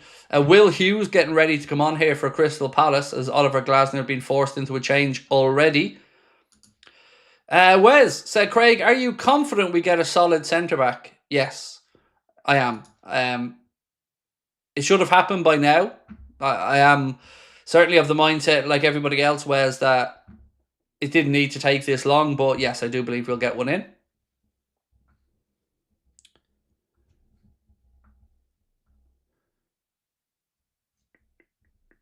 Right, so here's that change. Kamada coming off for Crystal Palace to be replaced by Will Hughes. 28 minutes into the game. So Daishi Kamada off and Will Hughes on. Ibu Anita got a finger in the eye or something like that when they were in the air or something, but he's back up now and he's all good. Referee drops the ball back at the feet of Alisson Becker and we're on their way. Yeah, the goalkeeper kit is delicious. The bearded angler. It is. It's a lovely kit. Right, Ali goes long. Looking for Gakpo. Second ball breaks. Ekitike brings it down. Flicks it inside the Wirtz. Back to Ekitike. He tries to run forward with it, but it's cleared by Palace. Offside flag then goes up against Crystal Palace as they play a long ball into our half. Charlie said, hey, handsome, missed the competitive games. Yeah, it's great to be back. Whole summer's been just spent talking about transfers, Charlie, so it's great to be back talking about actual football again. And Luke Conway, thank you, bro. Appreciate you. Right, Szoboszlai in possession for the Reds. Ball into Ugo. Back to Jones. Szoboszlai, what a ball into the channel to Gakpo, left side. Back to Szoboszlai. Pings out a Diag right side looking for Frimpong. He side foots one back in. Florian Wirtz can't quite control it and tucked away by Eze. Liverpool have it back immediately though. Kirkes. Szoboszlai back to Kirkes. He tries to play one into the left channel to Cody Gakpo. Goes out off a Palace player for a Liverpool throw-in. Dylan said, will we see Rio Engamoa today? I hope so, dude. You know, certainly the reporters were saying that the biggest cheer of the subs that were called out was for Rio Engamoa. So fingers crossed we see him. So Mark just confirmed to me, if it's 25 degrees Celsius there's a water break. So just for anybody who's wondering why we're having a water break. And thank you for that, Mark. Right, Ali. To Verge. Soboslai. So you can already see that creativity between Dom and Wirtz. Just the two of them, like, just dictating things, pulling the strings. Wirtz a little bit more advanced, Dom a little bit deeper. Wirtz now into Kirkes. Into the channel looking for Ekitike. He's in a foot race. And it just about goes out of play for a Palace throw-in. Cass Riv said, Craig, do you remember a bit back when I said that I'm weeing myself with excitement to see how the new signings would perform? You mentioned you weren't at the weeing stage yet. Am I a little bit now? Not yet, but I'm excited to see what the season has ahead. I'd like to see the balance when we have a McAllister or a Grafenberg in as well. But yeah, it's certainly exciting, Cass. And I'm loving the transition through the lines. It just looks so much quicker than last season.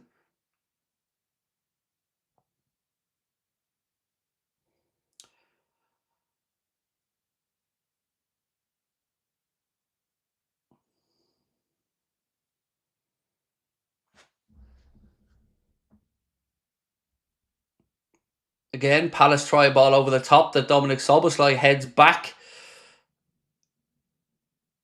And it'll be a Liverpool throw-in. Kirkes looking to get on with it quickly, but nothing on from, so he has to delay it a second. Goes back to Curtis Jones. Curtis Jones out there doing his best Rodri impression with the shirt tucked into the long shorts. Jones again. Wirtz. Virgil to Kirkes. Back to Virgil. He goes across to Canade. Eze goes to press on him. Frimpong now. Salah throws the ball infield. Will Hughes intercepts it, puts it out for Liverpool throw-in.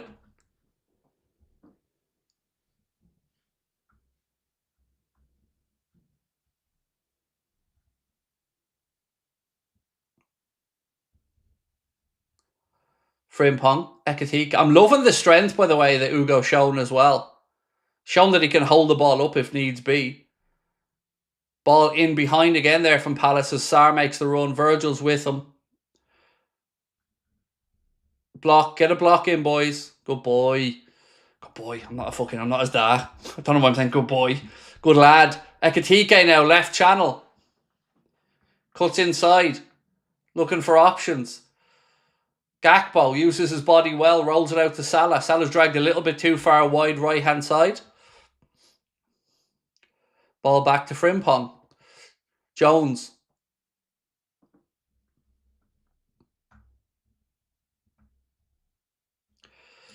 Liquid said, bro, this commentator with his Bob Sly.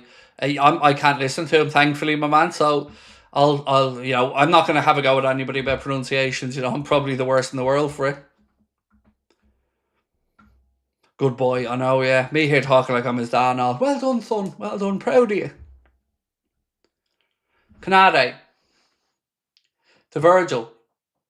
Pings one into the left channel. Look at that control from Cody. How did he even bring that down? Throw into the Reds.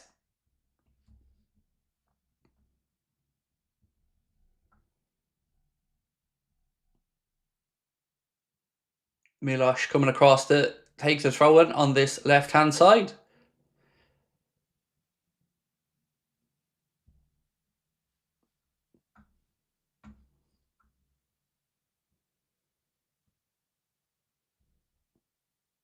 Why am I looking at Oliver Glasner drinking water? Can I have a look at what's going on the pitch? Thanks. Right, Kirk has to take the throw in. He's gone for a long one, it looks like. Ball in, flicked on by Virgil. Cleared by Crystal Palace on the far side. Frimpong wins the second ball. Out to Mo. He flicks it back in field. Palace have it now. Again, they look to go direct and over the top. Florian Wirtz gets a block in. It'll be a Crystal Palace throw in on the far side.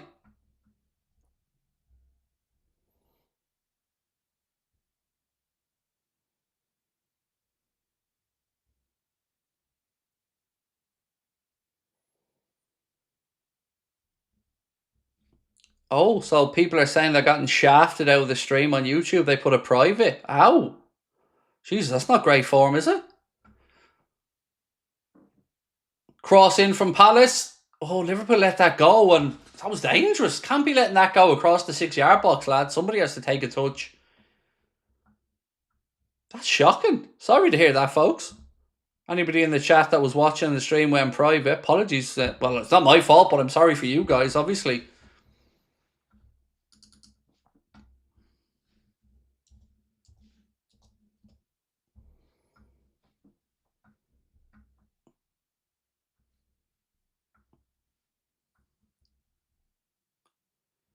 We have you. Well, I'll do my best to keep you up to date as much as I can. Kirk is now in possession, rolls one out to Dom, who just about keeps it in left side. Gallops into the space ahead of him. Man on. Somebody should have given him a shout, lads. Palace pick his pocket, and again, transitionally, they tried to go straight over the top in behind Liverpool, but thankfully, Alisson was able to mop that one up, and it's back with Milos Kerkez. Virgil. 36, heading for 37 minutes on the clock at Wembley. Liverpool lead by 2-1. The first goal, a beautiful strike from Hugo Ekitike. Crystal Palace equalised then. Jean-Philippe Mateta from the penalty spot after a foul from Virgil. And then Jeremy Frimpong with what I can only assume was a dinked cross went over Dean Henderson's head into the far corner and made it 2-1 to the Reds. Alisson now spreads it out right-hand side. Palace have the second ball in midfield with Will Hughes. Tyreek Mitchell now. He switches it out left-hand side.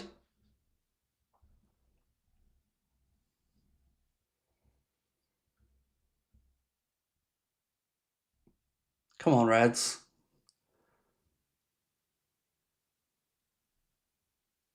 Late runners, so much. What did you see that there? Palace is number 3. We had our defensive line and everybody was being marshalled. And then there was a late run from Mitchell in behind. Look, watch that run. See that run? That's what they're trying to do. And with the defensive line, we have to make sure we get that right.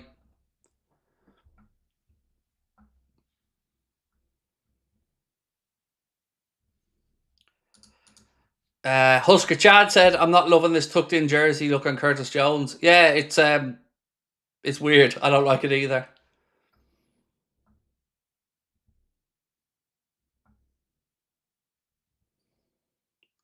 Kirkes into the left channel to Gakpo. Again, incredible control by Cody, but I think he went a little bit too early.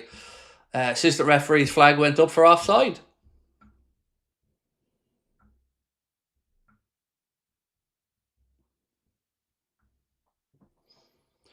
Shows that when Grav is gone, we don't have an adequate replacement. That's not at all what I was talking about now. It just shows that we need to watch the late runs and track them. And if we're going to play the defensive line, we have to make sure we get it right.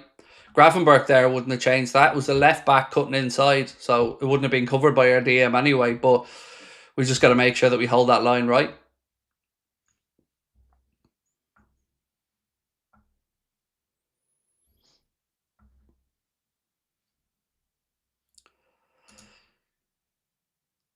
ESPN Plus in the States. Stephen, thank you for that, my man.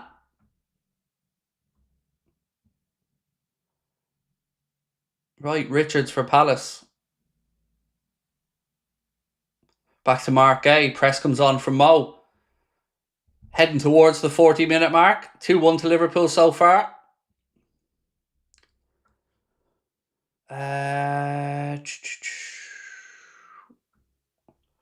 Hope you're well. I'm good, guys. Yeah, I'm good. Thank you, bro. Hope you're having a nice weekend.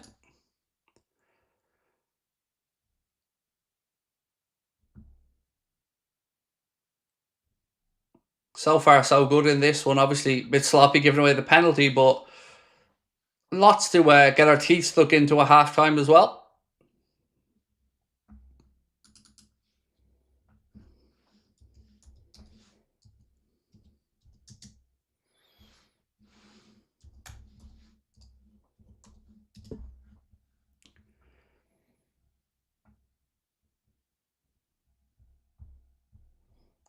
Right, Alisson now. to Virgil. You can see every time Palace gets the ball, immediately they're looking to go straight in behind Liverpool and just direct and quick. Virgil to Jones. Back to Virgil. Kirkes. Dominic Szoboszlai. Look at the space Salah and Frimpong is in there on the far side if we can move that ball across.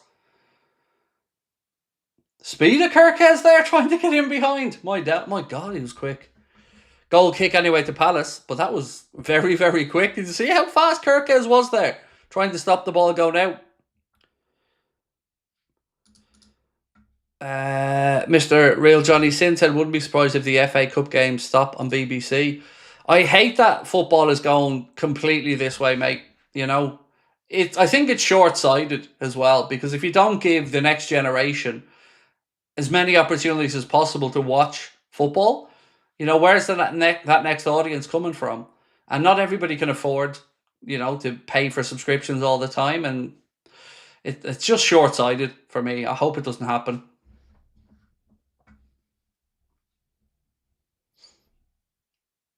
Lovely little spin in the centre there from Wirtz. Little 1-2. Look at that. Gets away from his man as well. It's just glorious. To Ekitike. Again, looking for Wirtz. Cleared by Crystal Palace. Richards with that clearance.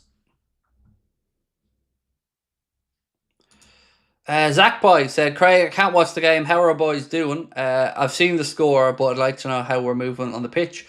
Good in the transitions. You know, you still would worry with our high defensive line at times. And there's Canade once again being rash. That's second or third one of those. Now he goes in the book.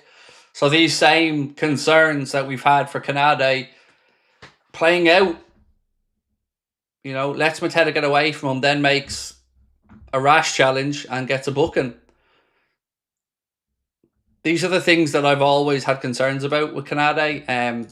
But apart from that, my man, we're doing okay.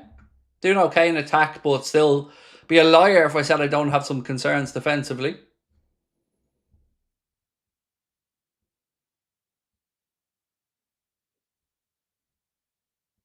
Right, again. Look, Virgil's dropped that extra yard deeper there as well. Keeper. Well done, Ali. Right, Jones now brings it away.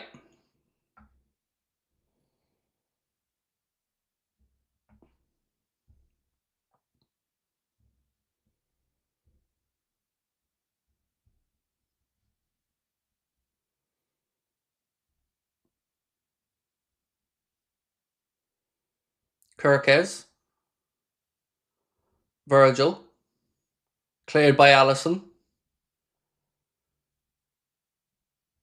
I think the offside was up there, yeah. Offside flag up against one of the Liverpool players coming back from an offside position.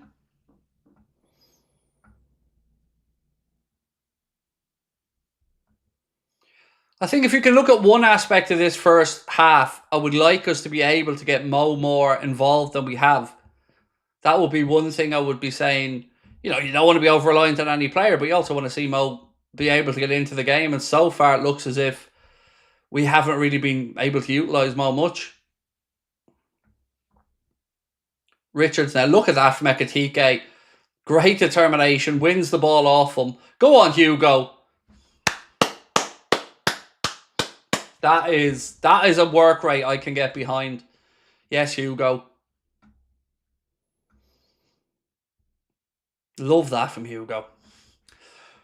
Right, ball pinged out looking for Salah. Palace defend it well. Second ball breaks. Will Hughes comes away with it for Crystal Palace. Again, they go direct. Virgil's there this time. Heads it back to Canade. And Canade to Jones. Well done, boys. Wirtz. Back to Ibu.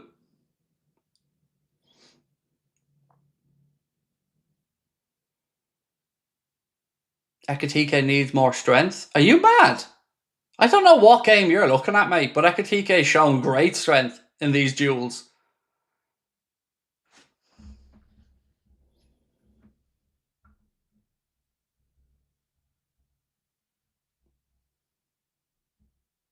Szoboszlai now takes the free kick quickly. 7 minutes added on at the end of the first half because of the water break and that.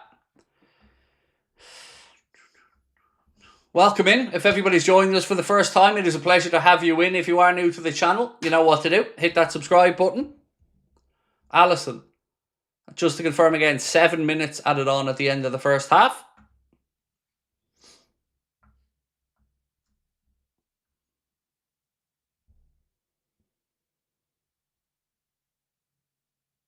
Pressure. Unlucky Hugo. He's not afraid to get stuck in now, Hugo, is he?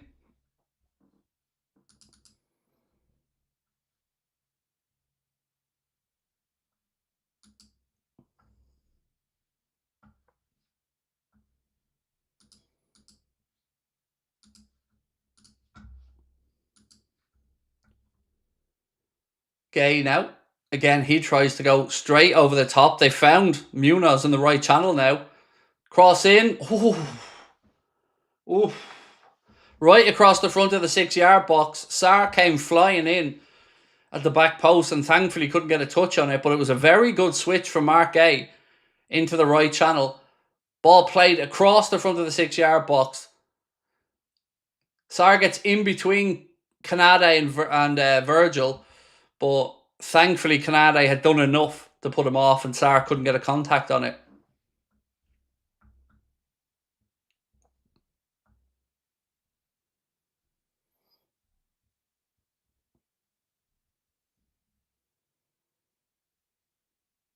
Right, throw in to the Reds.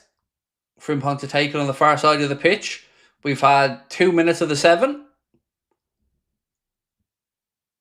Sarr heads it down. Jones to Alisson. To Kirkes, who cuts back inside into a bit of traffic. Goes back to Alisson. Somebody give Ali an option. He's forced to go long looking for Salah. Second ball breaks in midfield though. Bit sloppy. Canade side foots it forward. Palace again win the first ball. Flag goes up against Mateta here. Alisson can watch the ball go wide, but the flag went up against Mateta for the initial ball over the top.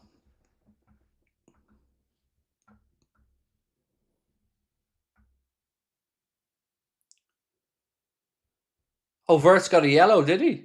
I didn't notice that actually. People say in the chat that Vert's got a yellow for kicking the ball away or something.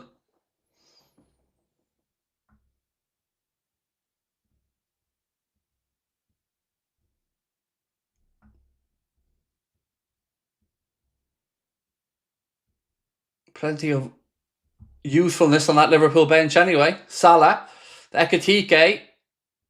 Challenge comes in on him. Palace just about clear the lines, but Liverpool have won it back with a high press from Curtis Jones. Frimpong to Ekitike. Back to Curtis Jones. To Virgil. Milos Kirkes now. Florian Wirtz drifts into a pocket of space. Challenge comes in on him. Liverpool throw in. If you are new, folks, please do me a favour. Hit that subscribe button. We are trying to chase down 350,000 subscribers. Every one of you that hits that button helps us out. Soboslai. Back inside the Wirtz. His footwork is just phenomenal. In such close spaces, Wirtz just looks like he has all day on the ball. Finds Frimpong. Frimpong sets up for a volley. Leaning back though and skies it. Goal kick.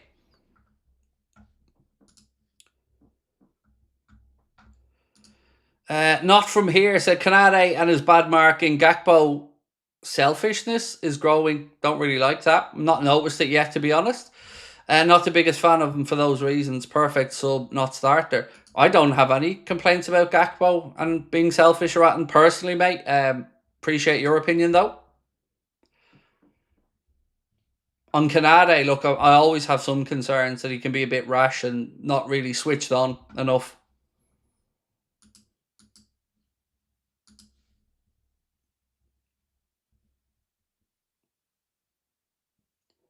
Right, Palace have it back now with Wharton. Again, they're looking to get in behind. Ooh, Ali came out there, gathers it the second attempt and flings it into Cody Gakpo. Not really got many options in front of him there, Cody, so he has to check back inside. Back to Kirkes. Virgil. Frimpong to Mo. Back to Frimpong. Again, not really much options for him, so he's having to scuttle trying to find a bit of space. Get to the Curtis Jones.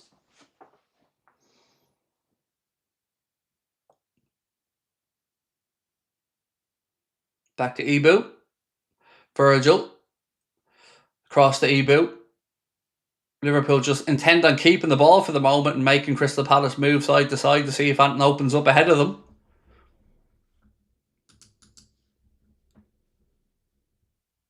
Wirtz, Jones.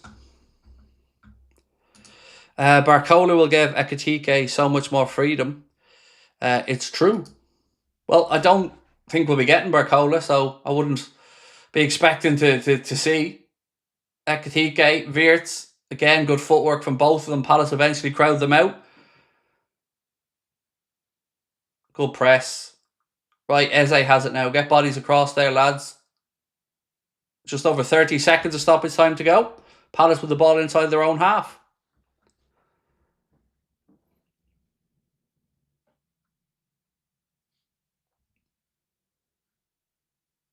Again, straight ball over the top.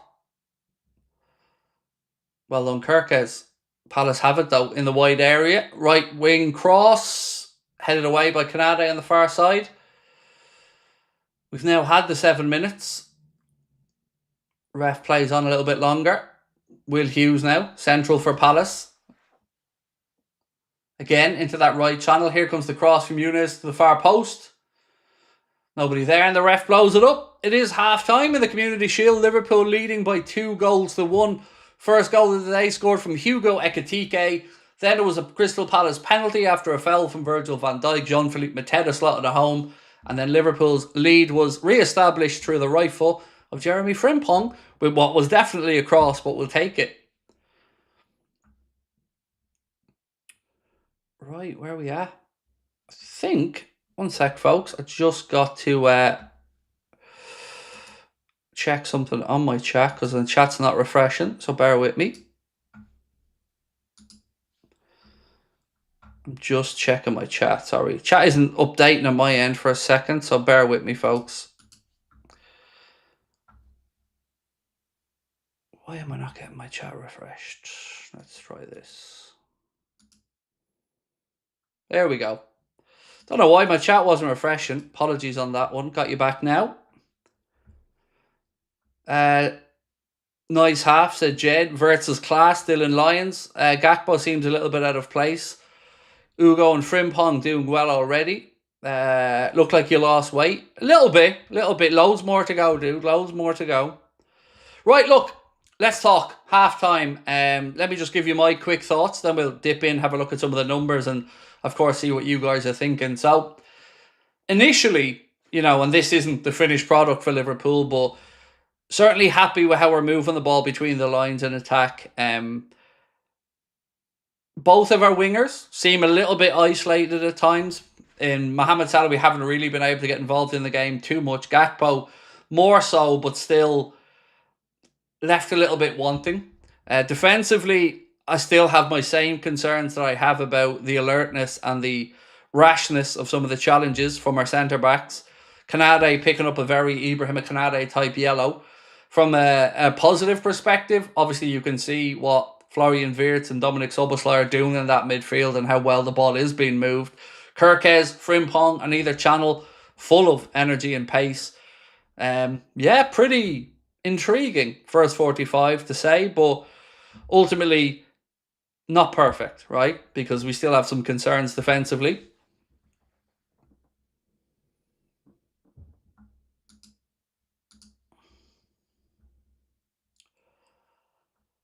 We look vulnerable in defence, said Alex. Defending, we're a bit too open, said Elijah. There was a super chat here, actually, I need to get to as well before I forget. This one from Chad said, I'm glad Crystal Palace has found a weakness in Liverpool's formation. Exploit that now so we can fix it early in the season.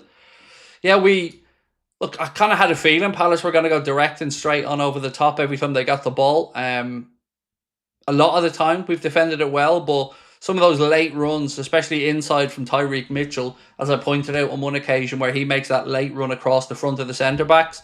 Definitely have to keep an eye on that. Scratching Claimers said a little worried about how Wirtz will perform in the Premier League. Would you say this is a good season for Wirtz goals and assists wise? Gakpo, not a great left wing in my opinion. Diaz, clear. I've no doubts about Wirtz, whether it be form, goals, assists, or talent. I think he will come good. With Cody Gakpo, I would often like to see him go around the outside a bit more. I think there's a tendency too much to drift inside. And look, I understand it at times because it opens up maybe a channel for an overlap and run from the likes of Milos Kerkez, but sometimes I just like to see wide players mix it up, take their man on or go around the outside. Salah, I want to see more involved in the game. How we do that, I guess Arnold will try to figure that out.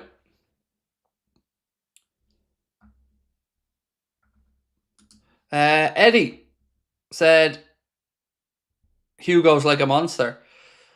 He's done really well, and that goal was really good. I've really enjoyed his work rate, Eddie, up top as well. Certainly closing down, chasing lost causes and fighting for the shirt, which is good to see.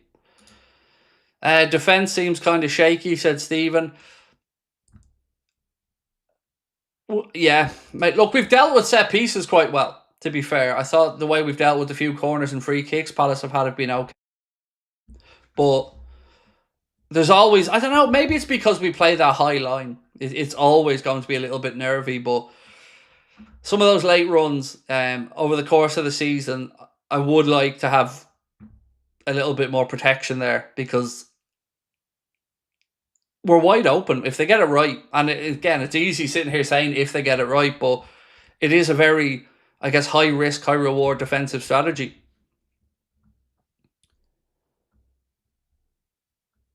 Mickey's Aquarium said, just ordered my new Liverpool jersey, birthday treat. Well, happy birthday to you, Mickey, and well in on the shirt, my man. Palace are doing a job on our midfield. Really? I don't know, mate. I thought our midfield has done okay, to be honest with you. I've really enjoyed the progression when we are in possession, and there was one counter-attack we set up from a corner that I would have loved to see develop a little bit more. Gakpo's pass was just intercepted, but if he had have got that pass into the right channel, I think we had a 5-on-2, something like that, from defending a Crystal Palace corner.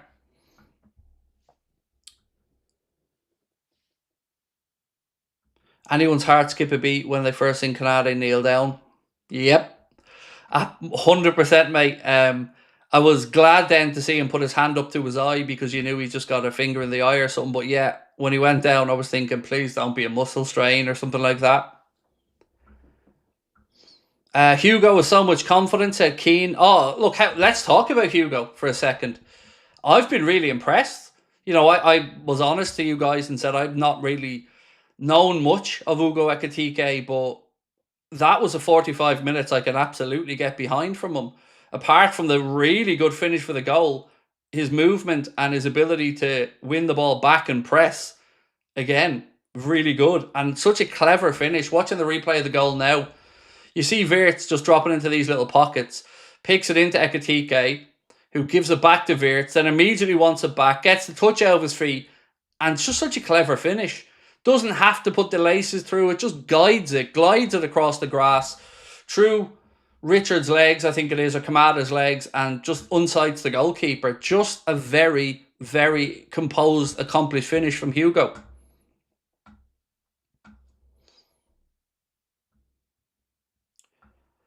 Naturalist said, there's a story that we're starting talks with Gay this week. We need to get him quickly. Well, I hope that's correct, sir, because you're right, we do need to get a centre-back in. And one thing that really did catch my eye from Mark Gay in that half was, I think it was in the latter part of the first half, he played a cross-field ball from left to right that got there right back in. And it was very well executed long pass.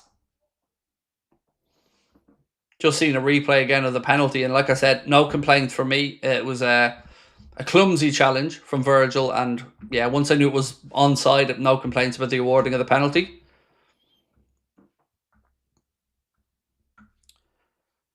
Gavin said, hey Craig, I know Diaz is gone, but imagine how quick our attack could have been if he stayed.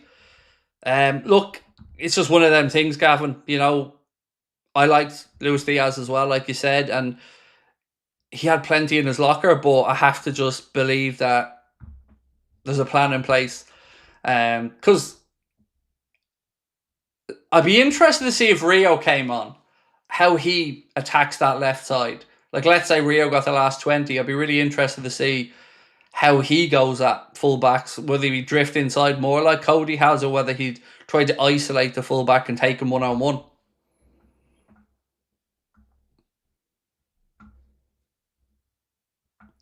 Surrendar said, another DMF needed. Baleba will be great. Jones is not good enough to be a single pivot. But Jones is the cover because his missus had a baby.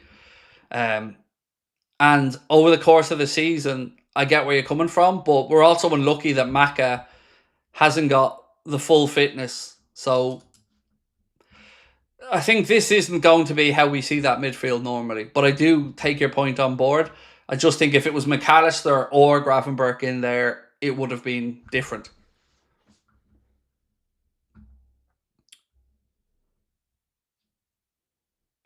Since we might not sign Isak, where do we go from there?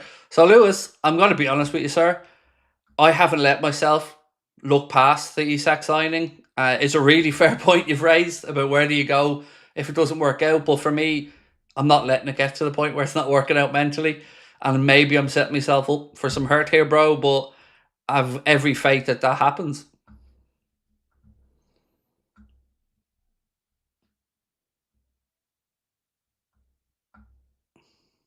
Am I going to be on at 8:45? Yep, I am, Adam. On tonight as well.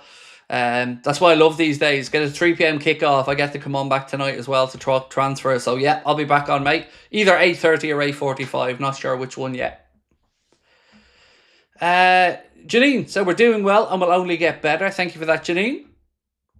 Gakpo is weird, not sure what he's doing, said CD Yang.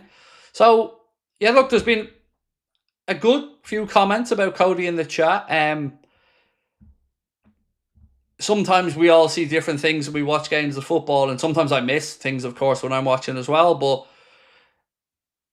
I'm intrigued with what we've seen so far, and we're still getting to know each other out there on the pitch, and those relationships are still being formed, but I take what you guys have said on board, and let's see how we get on second 45, or let's see, you know, if Arna tweaks things a little bit. Right, let's look at some of the numbers in a moment from the first half and go through those. But if you're looking for the bench options today for Liverpool, on the bench for the Reds, Endo, Maka, Chiesa, Elliott, Georgie, Robbo, Nioni, Doak and Engamoa. They're the options for Liverpool off the bench.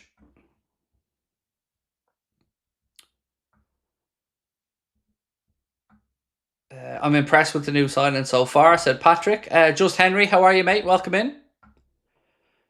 Passenger seat review said, Craig, do you think it's good we're not as dependent on Mo, even though we'd love him to be more involved? Oh, definitely. Definitely, mate. You know, I agree with you about wanting to be more involved. But, you know, last season, I think I'm right in saying it was just over 51, 52% of our goals involved Mo in some way, goal or assist. So if you can remove some of that burden, definitely. But like you've also said, it would be nice to see him a little bit more involved. Stephen Oglesby said, we really need to track back much better. Way too many open crosses. Yeah, so they're making intentional late runs or third man runs, and it is important that somebody is tracking those, because you can't expect Virgil and Ibu to track everything. So you are going to need some help from midfields and fullbacks tracking back, like you've mentioned, Stephen. Ashley said, do you think Rio and Chiesa will make an appearance today? I think Maka will, Rio will, and maybe Elliott, but let's wait and see. Itachi said, so far so good. I wonder what Arna can form with this squad. With Isak, we'll be unstoppable. Thank you, sir. And Eddie said, and we don't have to worry about Hugo. Keep going offside. Well, there is that, Eddie, my man. There is that. Right, let's look. Possession-wise, Liverpool 58% of Crystal Palace 42. Total shots 4 for Liverpool, 2 on target. 5 for Palace, 1 on target. I like the way Frimpong sits inside, giving Salah space for the wing, said Nathan. Yeah, I've looked across on a few occasions, Nathan, and sometimes, like you said, he was touching inside, but a lot of the time he was holding a pretty wide channel as well on that right side, which gave us some good options for switches if the lads had looked up.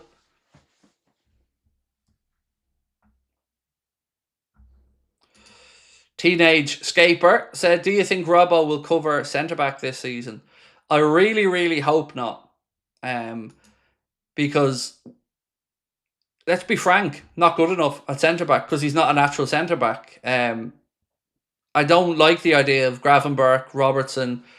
Endo, I'm a bit more open to because, it is a natural position for him. But, yeah, I still think we need another centre-back, mate. I very much disagree with Arne thinking we have enough there.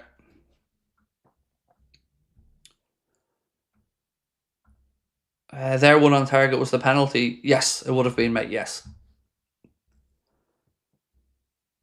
Do you see the point where we need to help Ryan with 35 million for Angelo Stiller? So we definitely need another option, Triller X, in the centre of midfield.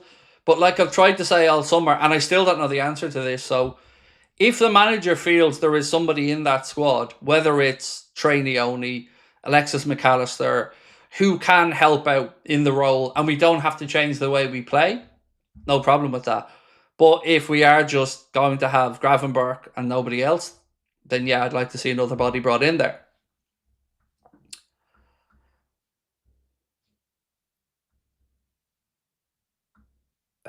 Gone awfully quiet in Canada lately. Sign or be sold. Don't want another Trent. Yeah, I don't know what's going on there, to be honest with you. I hope something's sorted out soon, but it's certainly a little bit unnerving, like you've said. Right, ladies and gents, we're about to get underway in the second half. Again, I ask you for a little favour. If you can, one, drop a like on the stream for me. Let's get it past 2,000 likes. And if you haven't subscribed, you know what to do. We'll be here with a match reaction, player ratings video. And of course, I'll be back live tonight as well.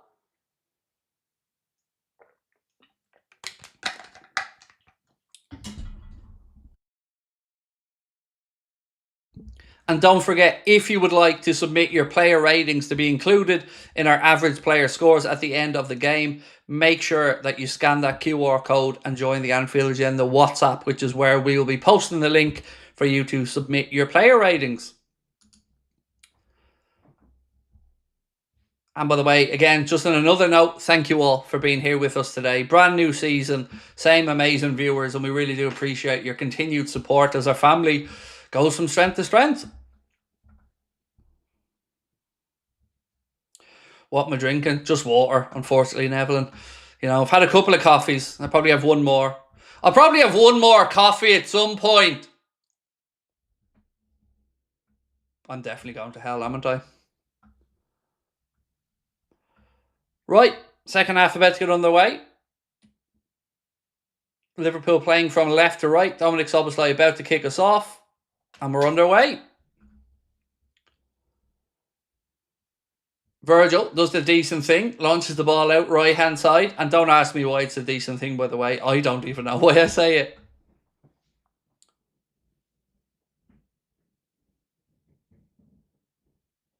Canade. Kirkes. I'd really hate a coffee. I'd really hate a coffee. Is Mammy not here? No. Oh, sorry. Where is she?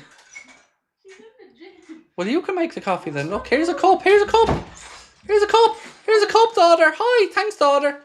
Love you. Yep. You just made Hugo Ekitike miss. How dare you? Yeah, my fault. Gakpo tries to strike. Cross comes in. Ekitike would have been offside, to be fair.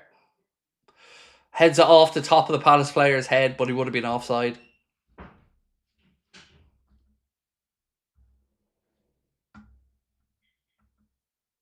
Yeah, my wife's at the gym apparently, so I didn't even know that. That tells you how up to date I am on what's happening in my house.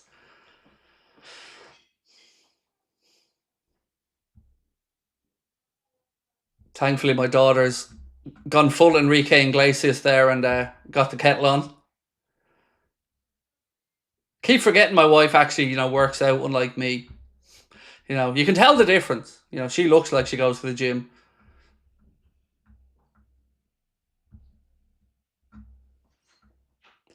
Hope it's a Liverpool coffee mug. It isn't. It's just a see-through cup, to be honest with you, dude. Just a tempered glass see-through cup.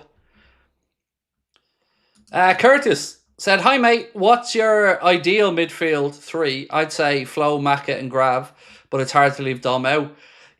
I'm probably inclined to go with you, Curtis, but I also fully agree with you about feeling dirty about leaving Szoboszlai out of it because he's been really, really good. So yeah, I'd probably agree with your three, but I couldn't push back against anybody who feels like we're doing Dom dirty either. Salah slips it into Frimpong, who's made space up on the right. Back to Salah. Curtis Jones now. Aaron said, love the 6 months being a fake fan and many more, mate, many more. Welcome to the fake fan family. But seriously, you've rekindled my love for the game in Liverpool after a long time watching. I'm really happy about that, mate. Thank you, Aaron. Appreciate your support. Right, corner to the Reds.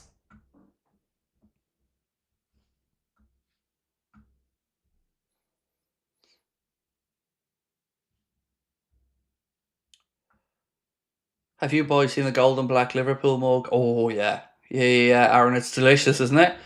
I'm screwed this summer and this season. Some of the offerings from the club, be it Adidas or otherwise, yeah, my bank's in trouble. My bank account's in trouble, dude. Right, corner.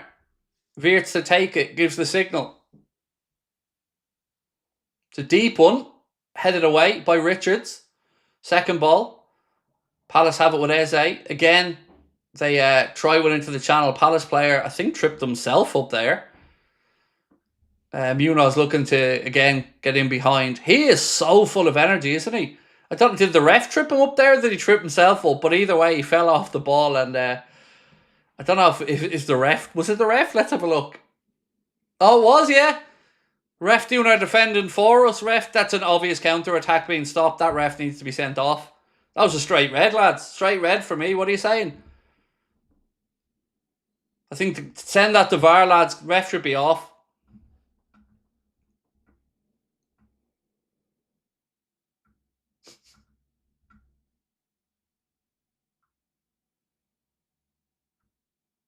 Look at that. Oh, that's horrible from the referee, that, lads. That's serious foul play for me.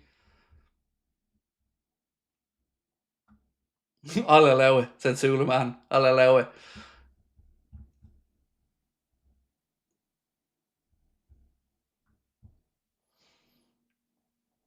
We're not shaking those PGMOL allegations. I hope Arsenal fans aren't watching the match, mate. Can you imagine?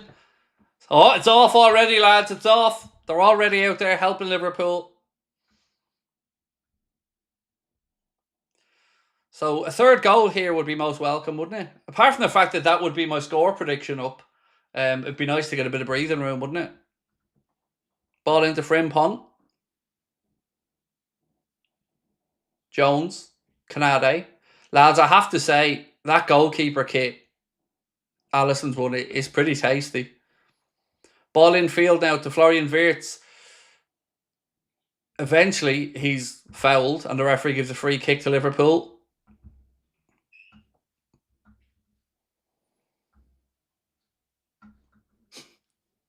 Corbin, where's your comment? Corbin said, can we sign the ref as a backup CDM? Probably. Thanks, Sabrina. Not Sabrina. Thank you, daughter. Love you. Love you. Hugs and kisses. Yep.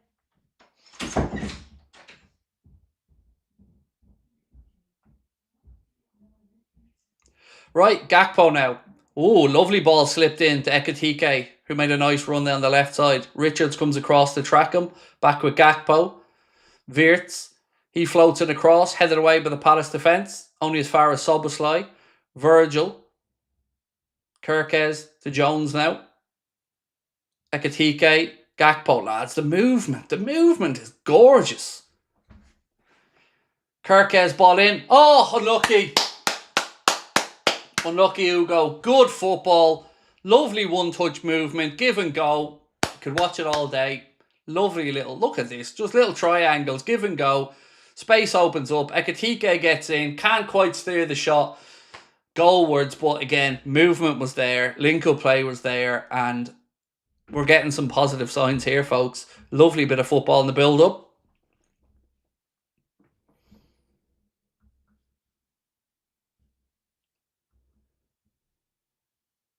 That was, finish was a difficult one, but you got to say the build-up, lads, was very, very easy on the eye, wasn't it?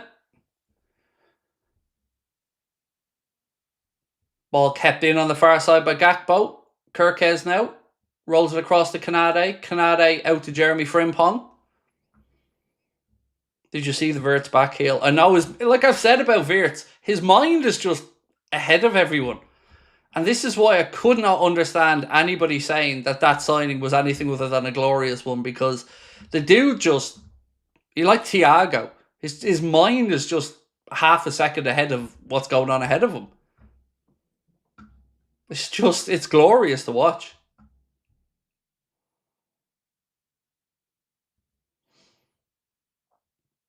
Canade tries a little 1-2. Unlucky.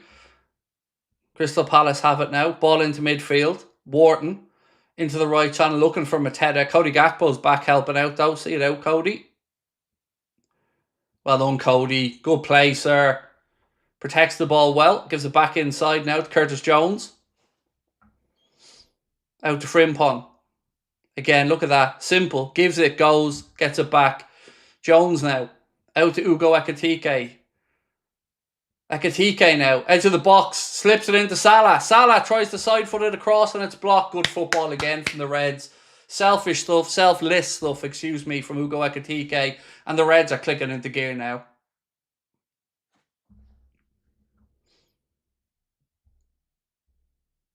Starting to look sharper, isn't it? You can see those relationships and the movement ahead. I'm liking this, folks.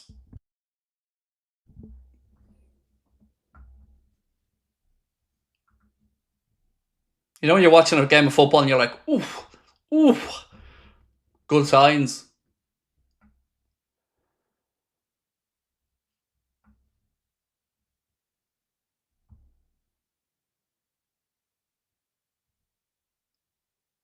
Sarr slips it through to Eze. We've got two defenders there with him. He goes to the ground. Surely there's nothing in that one. Referee says no.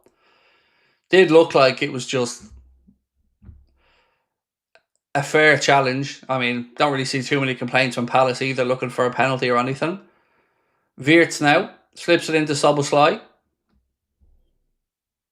Dom tries to pick out a pass to Salah between the lines, but it was an underhit pass.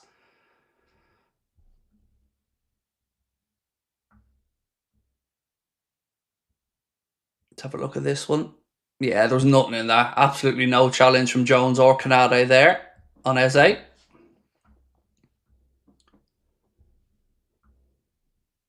Harves for Coco said the chemistry already is scary. It's lovely, mate. It's lovely. You know, I'd still like to see us grab a third now to give us a bit of breathing room, but certainly I'm very much liking this second half. I think we're sharper than the first. Wirtz. Salah, lovely ball around the corner to Dominic Szoboszlai. Back to Cody. Cody, his shot is blocked. But again, that movement, just one little touch from Salah around the corner opened it all up. I tell you what, the movement of Ugo Ekitike is to be enjoyed as well. Very much like the way he's pulling defenders with him when he runs. Gave a bit of space there for Salah, and Salah's intelligence to play that ball around the corner. It was good to see.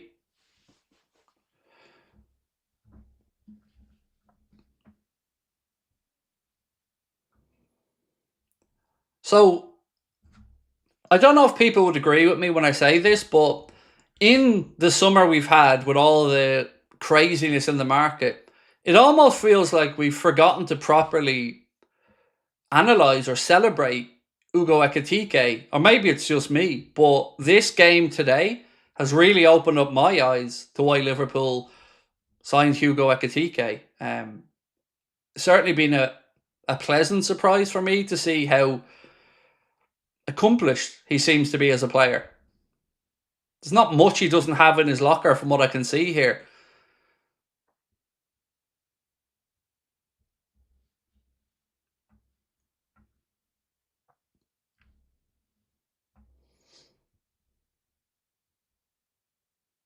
Oof. Free kick again there. Wirtz unhappy. Referee gives a foul against them. There's Ekitike back away. Straight in, getting stuck in. Good man.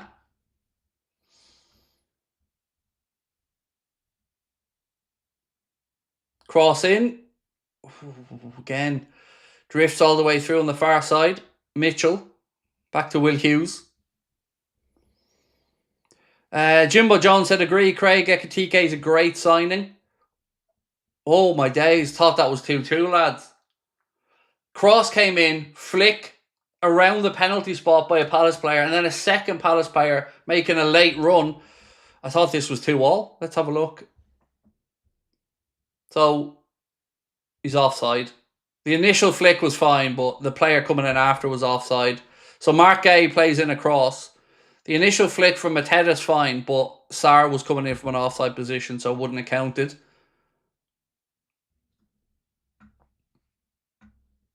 Yeah, he was off. Definitely, you can see he was leaning off.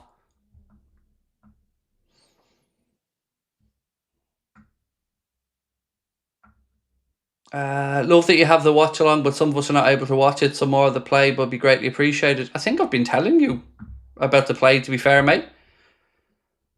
Also have to read out super chats and stuff when they're sent in, but I appreciate where you're coming from. Soboslai. Kirkes, centre of the park now. Curtis Jones, he's harassed and harried, but somehow we come away with the ball. Wirtz to Ekitike, looking for Gakpo again. Richards is back to Henderson, who clears it long. Every time we give away possession, you can see how hard we're working quickly to win it back. Henderson launches one long towards the centre of the park. It's flicked on, but Virgil gets there next. Heads it forward, only as far as Will Hughes, though. Wharton to Richards. Back to Wharton, right side, still inside their own half. Little 1-2 with Sarr. Then he plays it in behind, looking for Mateta. Allison's out playing sweeper keeper and clears his lines. Well done, Ali.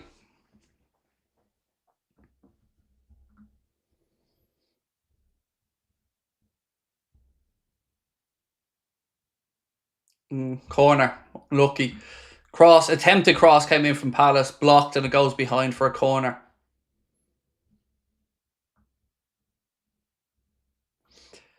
Don't listen to him, you're doing great on the commentary. No, look, I understand the perspective. You know, if the gentleman can't watch the game, you know, I'll try my best to keep him up to date with it. I certainly didn't take it as an insult or anything. But, you know, I'm not a commentator either. I'm not a qualified commentator. I'll do my best to keep you up to date, though. Right. Corner, Crystal Palace, far side of the pitch. Adam Wharton across to take it. Again, though, I feel very nervous about this zonal marking system we have. Ball played in. Again, good block from Frimpong. So the initial ball that was played in, Liverpool again congested in that 6-yard box. Ball gets pulled towards the penalty spot. Played back in, cleared, and then the second cross blocked. So it's another Crystal Palace corner. Zoeb said, Craig, we need Gay. He's definite first team option. I know. So I said all summer, he's a very accomplished defender. And a bit more calming presence as well at the back. So I agree with you, Zoeb. Right, Wharton to take the corner for Palace. Left footed deep. Richards got a free header coming around the back, but thankfully straight at Alisson. Not much power in the header, but you can see he tracked it all the way around, lost Curtis Jones, and then gets his header, but straight at Alisson. Right, Palace again in possession. Having a little spell here, Crystal Palace. Just as I say that, though, they try another direct ball over the top and it goes straight through to Ali. So good to see Craig back in Adidas with the Liverpool crest on it. Yeah, it's great to have Adidas back, mate. Still waiting for that email from Adidas, you know, just to say, we got you, Craig, we got you.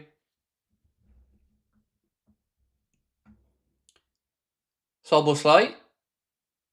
Jones. Wonder at what point Arna maybe looks to the bench here and has a little think about the likes of McAllister or Elliott, maybe Rio. Hate to see what happened with the 1 minute silence. So I obviously watched the games on mute, but I did hear from the chat that there was some booing, which I can only assume. Hang on, Palace on the attack here. Alisson gets down, makes the save. Big save, Ali. Eze drilled it low, trying to catch Alisson before he can set himself. Alisson gets down, though, makes the save, and then smothers it. Bit sloppy there from Jones. Or was it Dom? Dom, excuse me, in midfield, giving the ball away. And well done, Alisson. Very good save, that.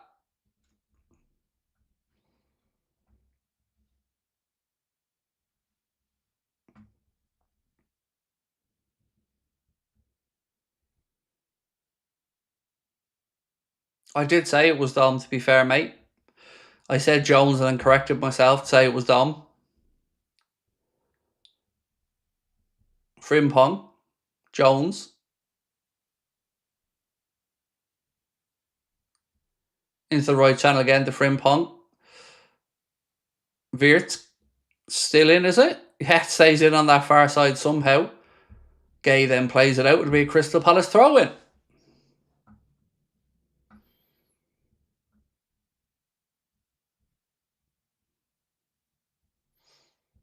Wouldn't mind seeing a bit of Alexis McAllister injected into that midfield now for a bit more control.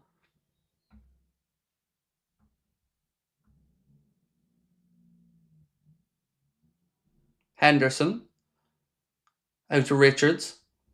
Crystal Palace once again go long. Verge wins the header but puts it out for a Palace throw in about 5 yards inside their own half.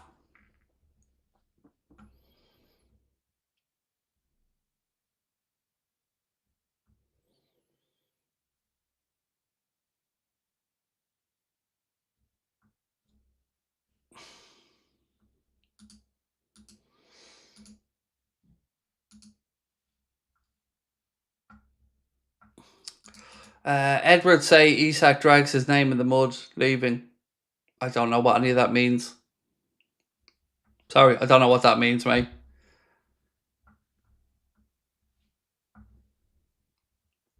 Again, Palace trying to play through the centre. Gravenberch back there to win it back. Alisson is prowling the edge of his penalty area just in case we need him for one of those sweeper-keeper manoeuvres.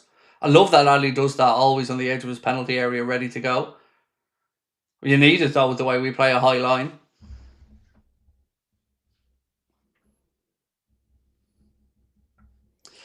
Adam said, Craig, I missed the bench. Who's there? No problem, dude. Let me read it out for you. Endo, Maka, Chiesa, Elliott, Georgie, Robbo, Neoni, Doak, and Engamoa. That's the Liverpool bench. 25 or so to go in the second half here. Still Liverpool leading by 2-1. Palace come back into it in the last few minutes. Cross in, Alisson deals with it well, though. Comes and commands his area. Out to Wirtz. Again, he feels he was fouled there, but you can't just stop like that, Flo. Got to keep going.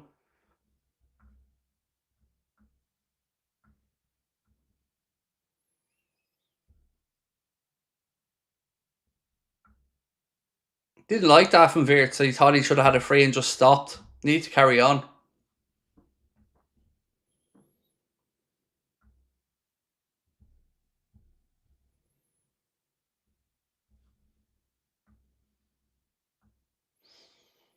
Right, looks like Maka's warming up anyway.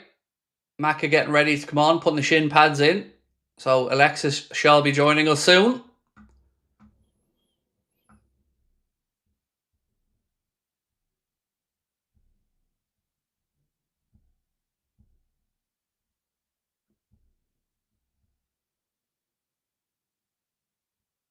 Looks like Endo as well, if I'm not mistaken.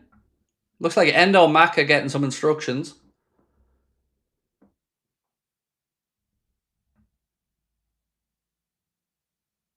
Jones does well to shield the ball there and protect it.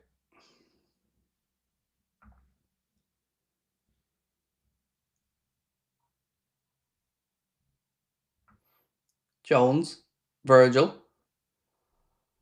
to Ibu. Lovely ball to Salah. Don't know what Mo was doing there, but sloppy. Weak in possession, gives it away. He had an option, a runner to his right. I don't know where he was going with that one.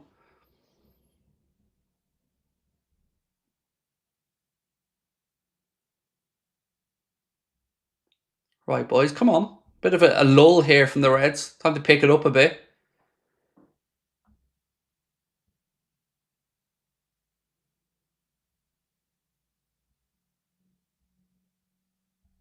Henderson, he goes out right side to Richards. Szoboszlai goes across the press. Again, Palace tried to play through the lines, but Liverpool forced them back. Mark A now. To Eze. Jones out there with him.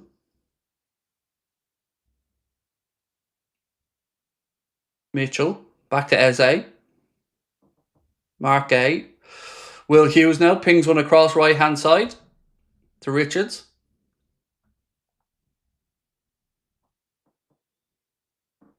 Gay.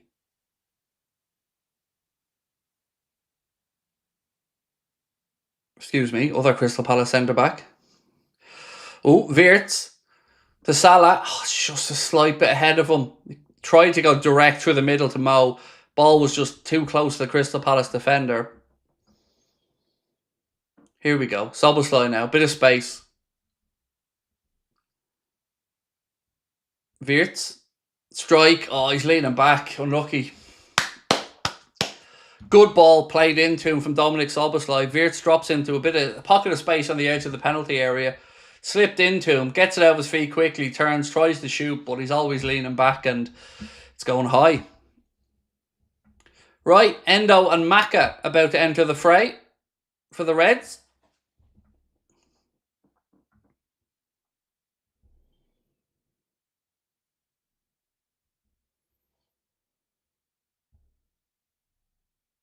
Let's see who I think there's a water break as well, is there?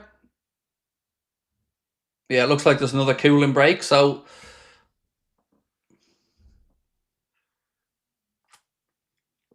they're having a cooling break and I'm drinking hot coffee. He couldn't make it up.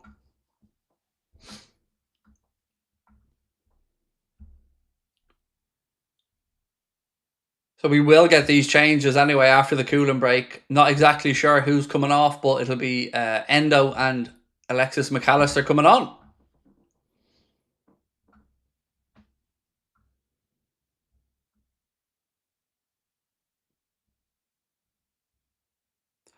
Regan said, just shows we aren't a one-trick pony anymore. All the defenders in the Prem just don't have to worry about Salah now.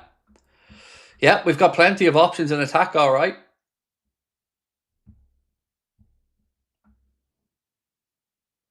How do I like my coffee? Strong, 1 sugar and a dash of milk. Not into any of the frothy coffees or anything. I'm a basic bitch when it comes to coffee. A strong coffee, drop of cold milk and 1 sugar.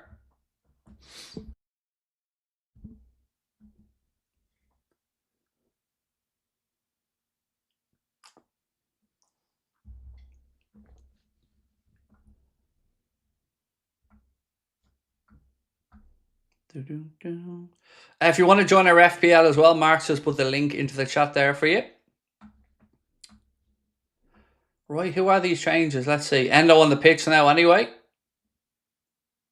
Ugo Ekitike coming off. Well done, Ugo.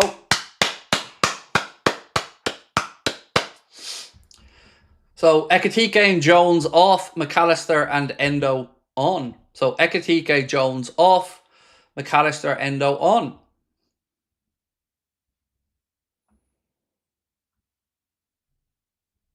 That doesn't look like a drop of milk. Well, it is a drop of milk.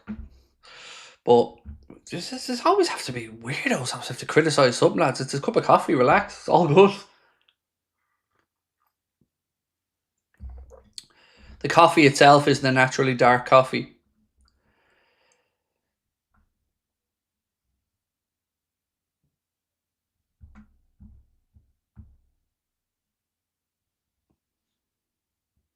I'm trying to figure out exactly. It looks like Wirtz through the centre, from what I can see at the minute. Szoboszlai, strike from distance. Oh, straight down the throat of Henderson.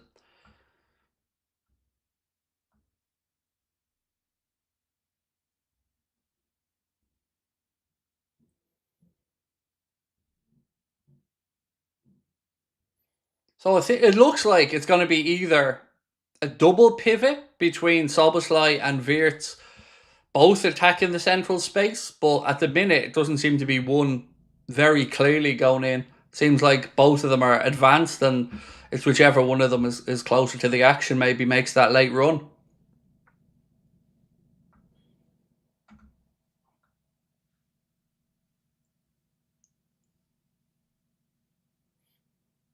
Allison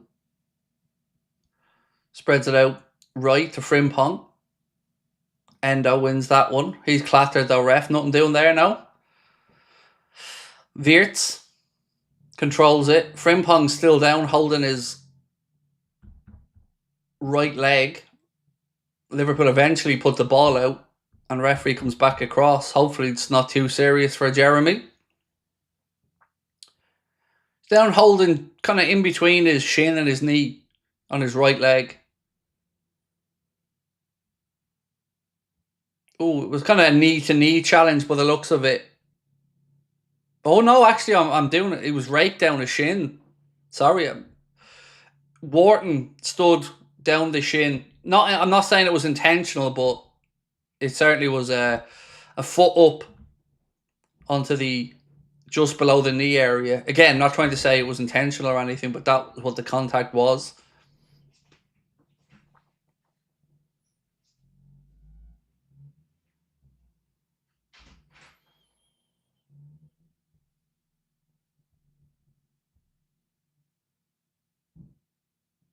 Looks okay anyway. Looks like he's running it off.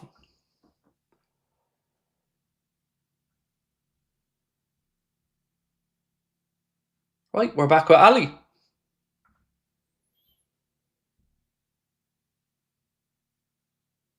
Kirkes tries a ball into the left channel. Too much on it, and it goes all the way through to Dean Henderson.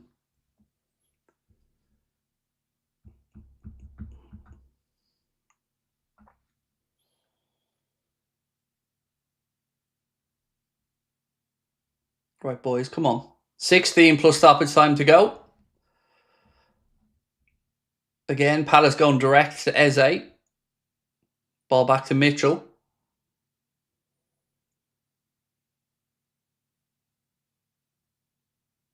At this point, again, you can see both Wirtz and Soboslai advance, but Salah pushing in now.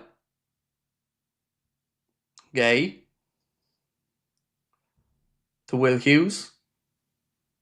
Game's got a bit of a lull now.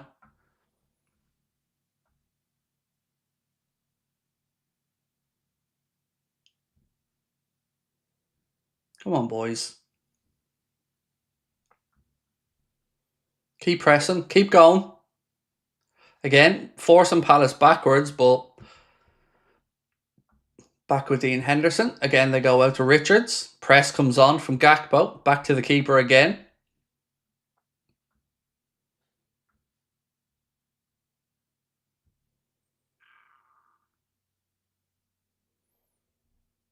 And the game's almost at a walking pace now.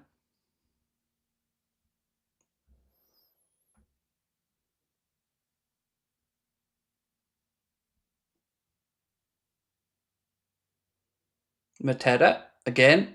Back to Richards, but Palace kind of where they were 2 minutes ago still.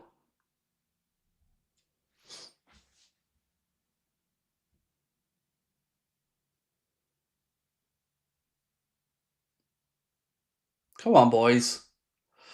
We're still Palace just moving it left to right now. Eventually, Mark Gay tries a crossfield ball. Palace win the header, but Alexis McAllister's there to clear the second ball.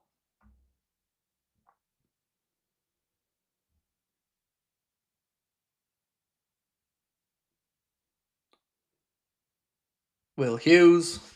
Again, Palace just moving it back to their centre-backs. Liverpool have everybody back inside their own half. Another attempted switch. Kirkes wins the header. Gakpo goes to ground. Referee says nothing doing. Palace in behind. Sarr. 2-2. 2-2.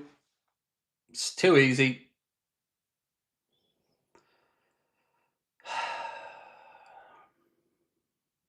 It's just too easy. It's just shit defensively again.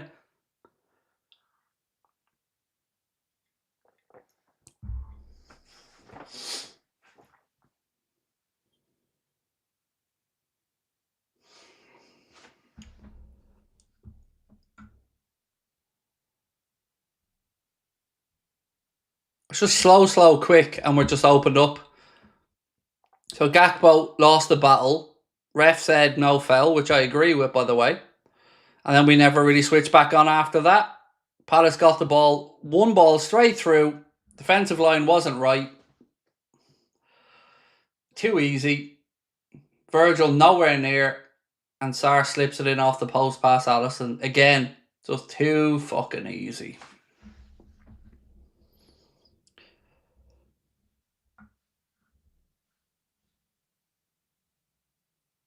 It's just too easy. Dispossessed once, switched off, that's it. Walk straight through us, just not good enough. Defensive line all over the shop. Step forward, but nobody was there. Nobody even close to playing him offside. Virgil needs to stop this bollocks and actually just get to doing the defending because, again, too easy. Just straight through the middle.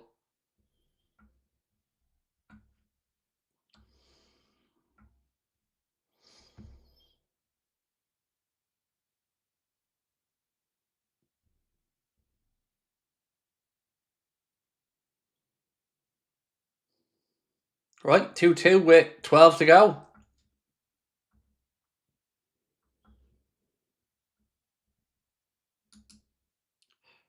Shrikar, you're a fucking dickhead.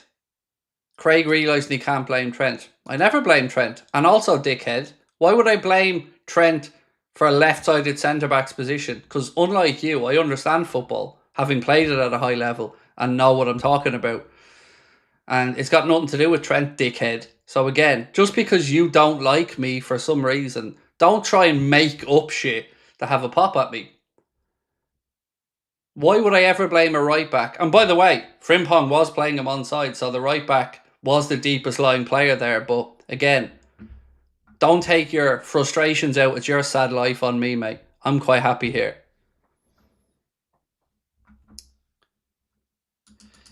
Jonathan, so we need a centre back. The whole season could be in danger. Adam, thank you, mate.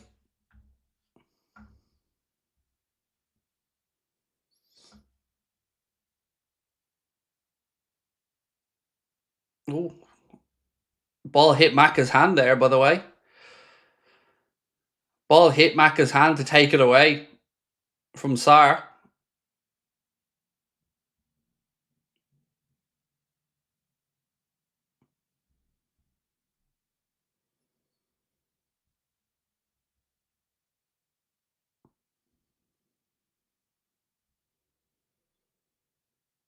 VAR having a look at this.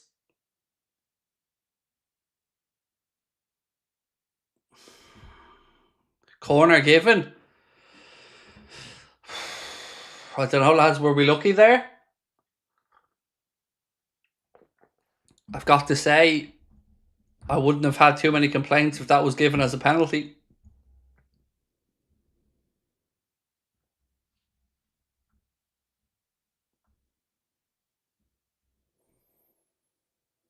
Corner in from Palace. Headed away by Virgil.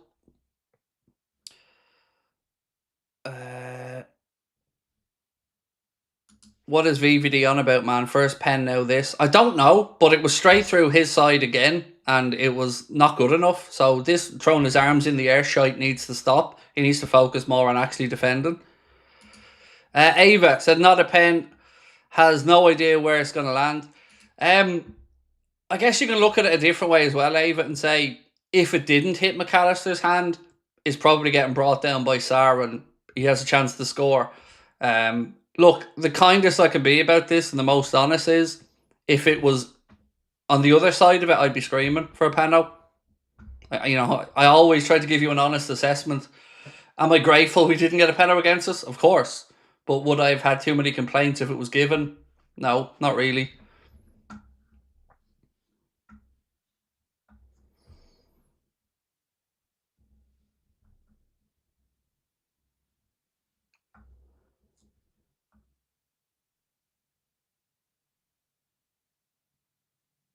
Endo now.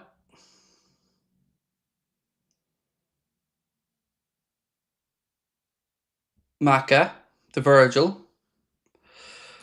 Actually, do you know what, mate? I don't know. I think it goes straight to pens. Lads, does it go straight to pens? Surely they're not going to play extra time in a charity game. Kirkes, ball across. Oh, that was the chance for Salah. That was the chance. Ball across. Salah comes in deep to the penalty spot. Makes a connection. You know what? He feel he should have scored that one. Yeah, straight to pens, the chat are saying. Who's your man of the match? God. Probably Ekatike, Chinny, to be honest with you. I've been very impressed with him today.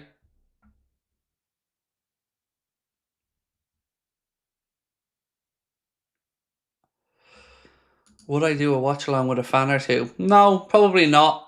I like doing them myself because I get to interact more. And I don't like group watch alongs, to be honest, personally, as a viewer. So come on, boys, that's too lackadaisical again, giving the ball away. Fuck me. Ball back, Mateta, strike. We've been sloppy. I can't. We've been fucking sloppy again here. Last 10 minutes just mentally switched off.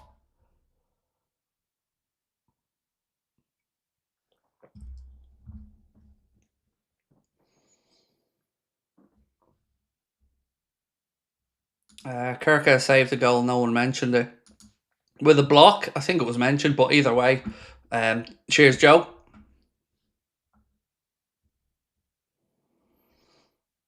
Here comes Elliot on for Wirtz.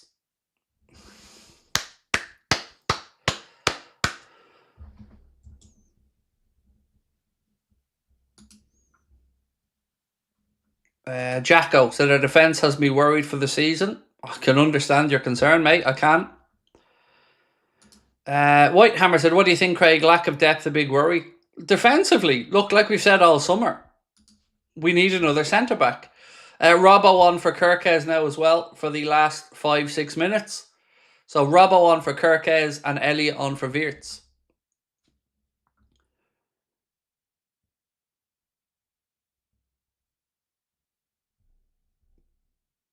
I'm not really as concerned of the attacking end of the pitch. I think we'll get a body in there, and I'm open to who it could be. Obviously, we all want Isak, but again, this defence is not filling me full of confidence. You know, and I'm even including Virgil in these conversations. It's just not good enough. Not aggressive enough defending from our centre-backs. And just, you cannot allow people to just walk through the middle.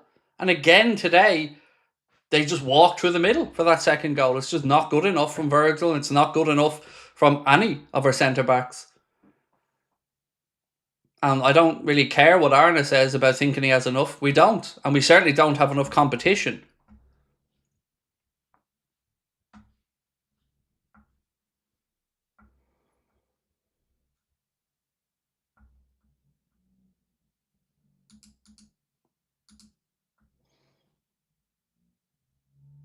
I'm going to have to start banning people here. Because people going in on Salah saying he's washed and finished. Go fuck yourself. You're not a Liverpool fan. Get out of my chat. Absolute state of it. Pre-season glorified game that he's missed one chance in, and you low-life scumbags are saying sell him to Saudi, he's washed. Leave. You're not welcome.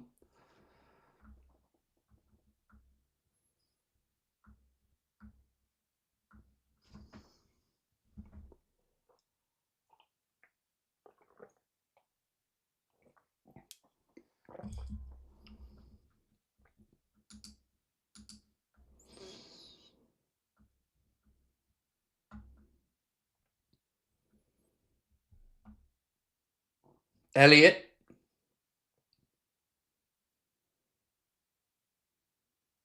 Frimpong. Endo.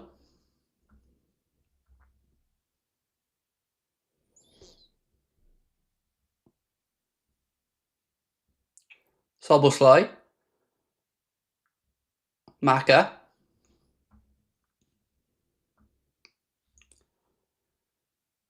Endo. Elliot. Back to Endo. Out wide right to Salah. Cuts in. Tries to dink a ball in. It's blocked and cleared by Palace. Don't let him out. You had to foul him there, Mo. Stephen said, don't know where Arne is getting the we're good at centre-back. We look way too lazy back there. I think lazy, Stephen, is a very fair word that you've used, mate. Yeah.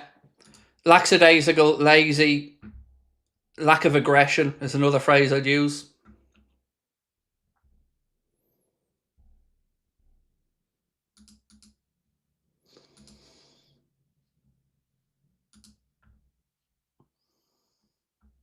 Right, we are 2.5 minutes from stoppage time.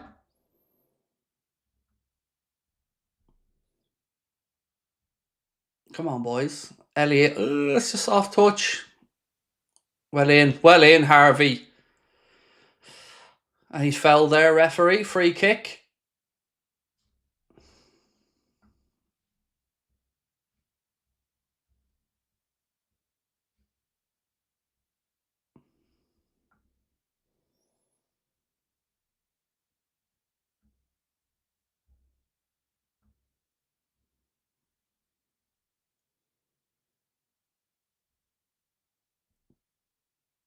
Right, left side. Soboslai.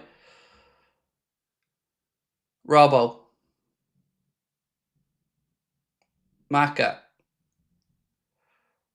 Spreads it across. Lovely ball across to Frimpong. Second ball now back with Harvey Elliott. Endo. Canade. To Virgil. That was telegraphed, that one, Kirk. As you could see, he was trying to slip it in behind, but yeah, Robertson, excuse me, too easily intercepted. You could see exactly what Robbo was trying to do. Right, we are a minute and a bit away from stoppage time.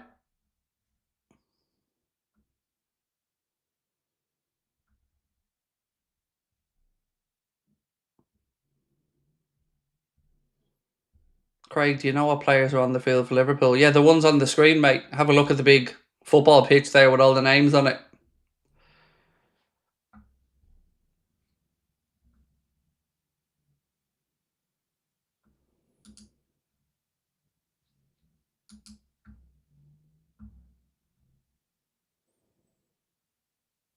Endo. Nothing on, so he goes back to Allison.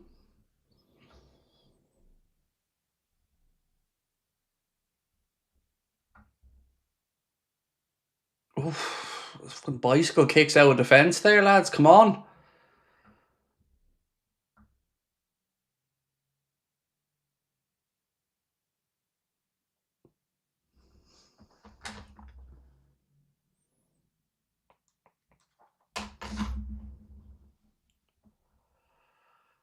Right, we are at the 90 now.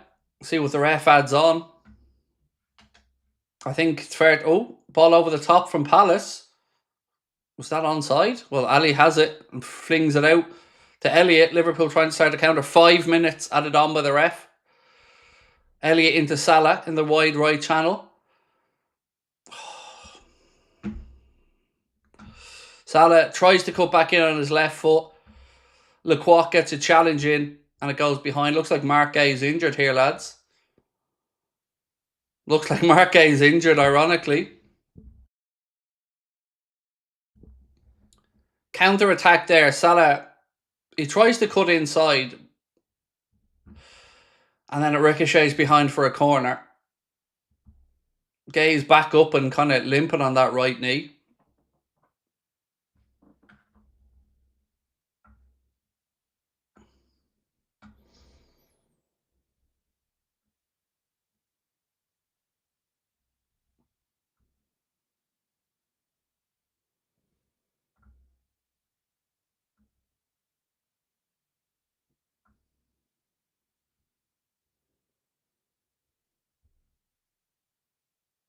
BC says Salah has been poor. Oh yeah, look, that's a fair shout. The only thing I was complaining about earlier on, mate, was the way some people are being abusive. Saying Salah hasn't had a good game, I think, is more than fair. But, you know, some people were saying he's washed, get rid of him, blah, blah, blah. That was just completely over the top. Corner comes to nothing anyway. Strike from the edge of the box from Liverpool, saved by Dean Henderson. Szoboszlai hits it down into the ground. Henderson gets his body behind it. Owen said, if we don't sign a centre-back, Arsenal will coast to the league title. Liverpool are a shambles at the back. Van Dijk's been shocking today. Again, Owen, I find it very difficult to push back against what you said. We have been shambolic at the back again, and Virgil has looked too lackadaisical and too much throwing his arms up in the air again. And not enough defending aggressively. So Gay coming off now with an injury for Palace. Is this the end of his move to Liverpool as well if he's injured?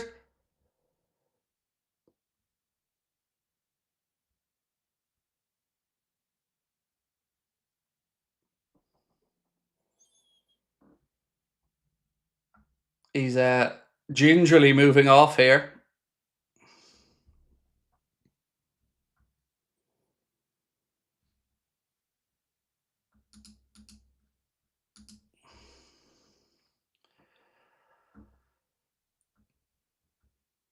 Right, eventually we'll get this substitution anyways. Mark Gay is going off. We've still got 2 minutes plus some extra stoppage time to go, I'd imagine. It doesn't look like cramp now. It looks like it's just above his knee or below his knee. It's in and around that area anyway in his right leg.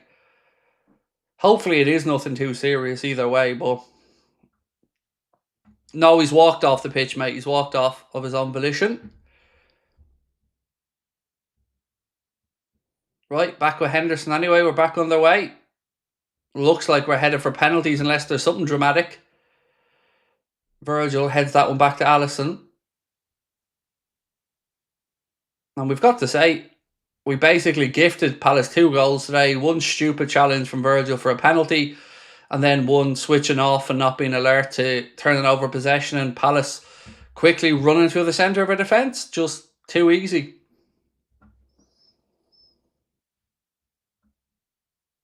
Oof. Henderson comes out there. Good save to stop Mo getting in.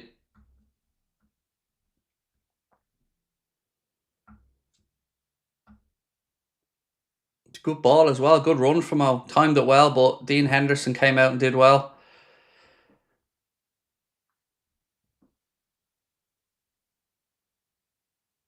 Right, boys, get stuck in. Our ball, our ball.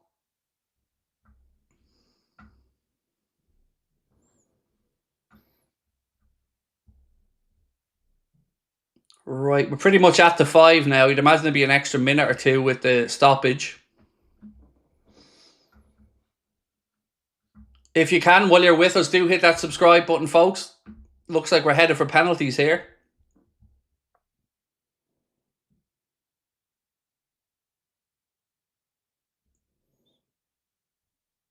Palace knock it forward. Canade heads it down. Endo, I don't know where that flick was to, but it goes straight to Hughes. Eze. Palace. Oh. Strike from the edge of the box had Alisson scrambling, and thankfully it goes wide, but not great. Again, Canade headed it down. Endo swing and a miss. I don't know where he was aiming that. Palace move it quickly, and thankfully just wide of Alisson's right-hand post.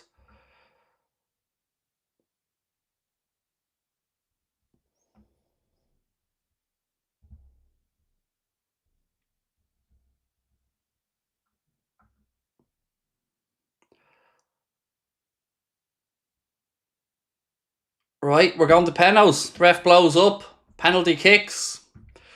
2-2 in what has been, let's be honest, frustrating performance from the Reds, particularly defensively. Let's see how we get on. Penalty kicks. Last penalty shootout we had, we got knocked out of the Champions League, so hopefully better luck this time. Are people really doom and glooming after one performance? Yeah, it always happens, mate. I don't pay attention to it at this point.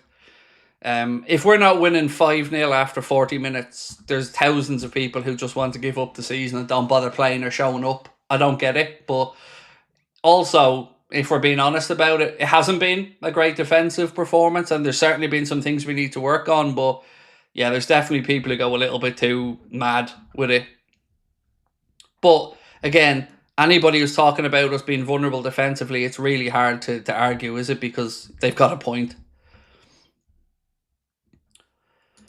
Chad said, forget about the patience I preached yesterday. This is frustrating. They've got 2 lackadaisical. VVD needs the captain and up and demand better. Yeah, this throwing his arms up in the air shit, Chad, it really bugs me, because who's he talking to and what the hell's he on about?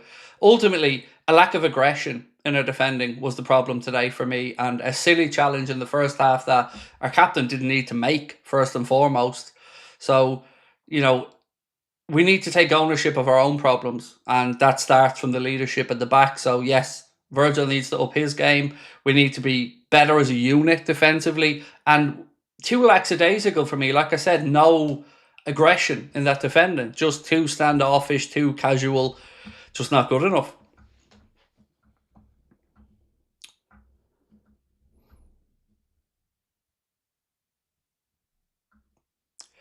Right. Big team held by Palace. So the only people who seem to be obsessed about this big team, little team thing are other clubs' fans. You're all very fucking weird. Like, nobody on our side has called Palace a small team. But, you gimps that want to come in to try and sound clever just seem to love to make up a narrative and then run with it. It's weird. You're the only ones calling Palace a small team here, mate. Nobody from our side's been that disrespectful. Why would we? They deserve the right to be here. They won the FA Cup. So yeah, just show a bit more respect.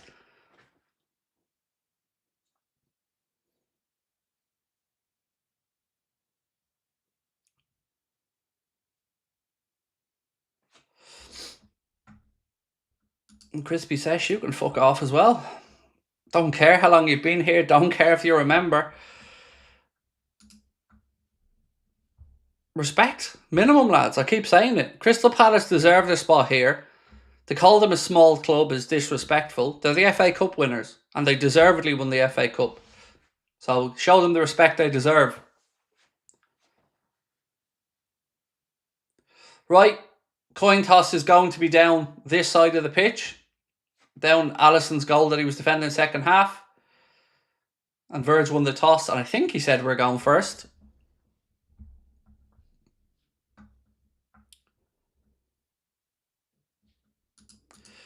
Stephen said, write it off, early days, I hope.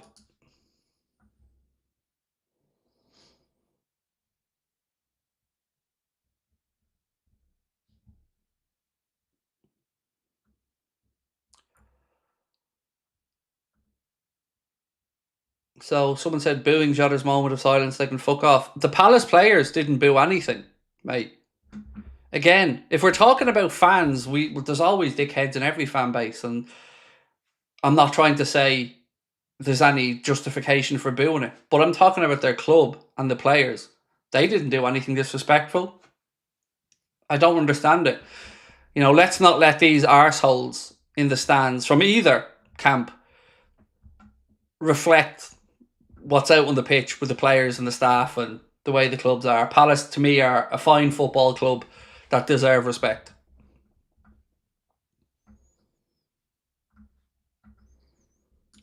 Nessie, not happy with the substitutions today from Slot. Yeah, I can get that. Would have loved to have seen Rio at least to give him something to think about, but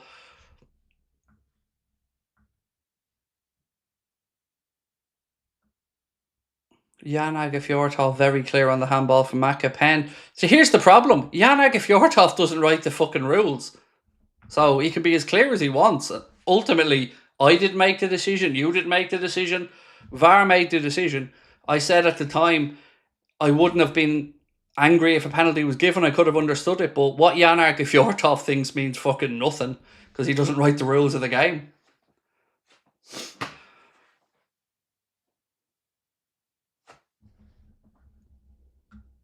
And for what it's worth, again, like I said, no complaints from me if a penalty was given.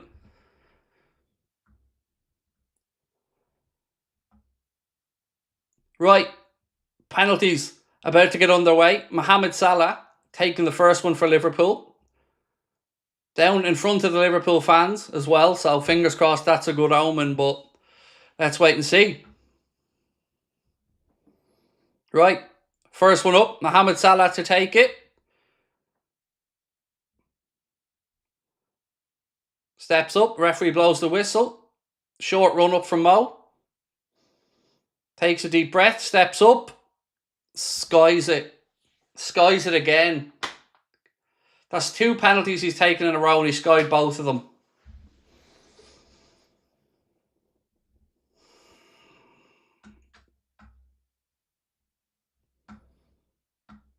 Genuinely need to start having to think about the penalty taker now, lads. That's 2 in a row, and even the mentality to go high again.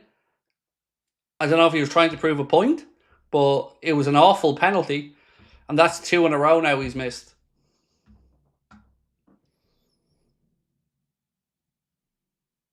It's unforgivable not to even put a penalty on target for me. If keeper saves it, fair enough, but you got to at least make him work. Right, Palace now, Mateta. 1-0, Crystal Palace. Buries it, bottom corner. Alisson goes the right way, but nothing he can do about it. 1-0 Palace. Mateta with the goal.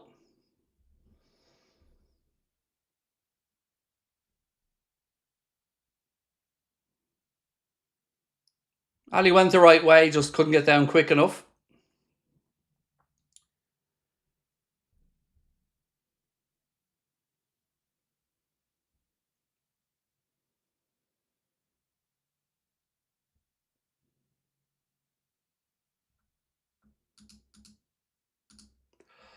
Right, Alexis McAllister next up now.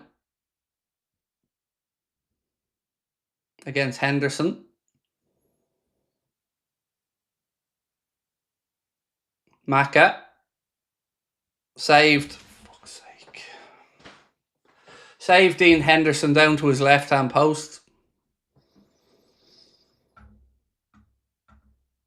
Expat Scouts living in Darwin. Hello to you. Thank you, mate. That's incredibly kind, generous super chat, my friend. Thank you. I'm going to leave that up on screen throughout the penalties, but oh, fuck's sake. It's not a great penalty. It's a good save from Dean Henderson. Give the goalkeeper credit, but this has not been great penalties so far. Good save from Dean Henderson, but not great penalties. Eze now for Crystal Palace.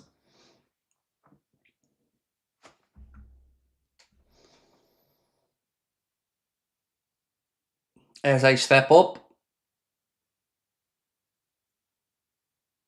Saved. Alisson saves it. Again, it's a weak penalty that, but Alisson saves it. Just about. Touches it onto the post and it comes back into play. And thank you so much, by the way, BBD Warrior. Really, really appreciate that. Oh, Alisson, was he off the line? Or was that back foot just trailing onto the line? He gets a touch, it hits the post. I guess the question was one foot still on the line? Seems so. Seems like they're happy enough with it. Gakpo next up. He scores. Well done, Cody. Finally, Liverpool on the board in the penalty shootout. Cody Gakpo sends the keeper the wrong way. Dean Henderson goes to his right. Gakpo slots it into the left. Well done, Cody. Still need some help here from Alisson Becker.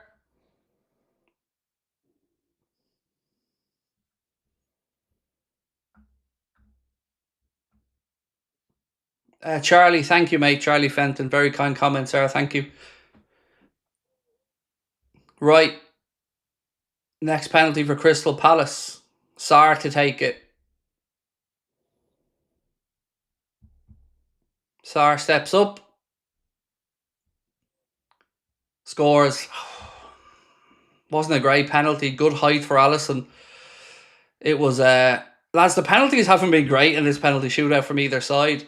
Scored, though, and it's 2-1 Crystal Palace. Both sides haven't taken 3. So it's definitely advantage Crystal Palace in the shootout. But they haven't been great penalties from either side. Like, that's a good height for the goalkeeper there. It's well placed into the corner, you'll give him that, but yeah, certainly giving the keeper a sniff anyway.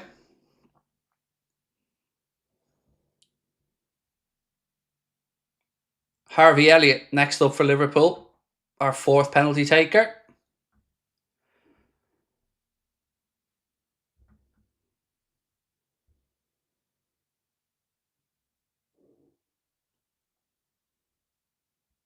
Elliott.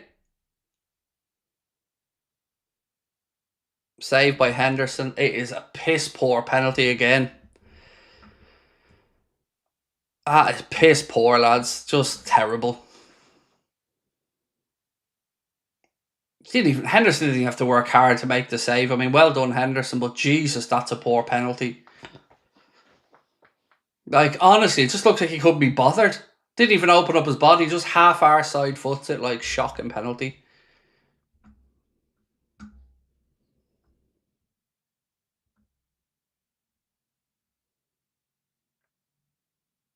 I think if we've learned that over the last couple of penalty shootouts, it's don't be going to penalties if you're Liverpool lately. Oh, Palace hit the bar. Palace hit the bar with their one. I mean, if they score the next one... Oh, sorry, if we don't score the next one, it's over. But, Jesus, Palace keeping us in this. Off the bar, rattles back down. But, yeah, if Elliott had scored, it would have been equal now. Again, just such weak penalties.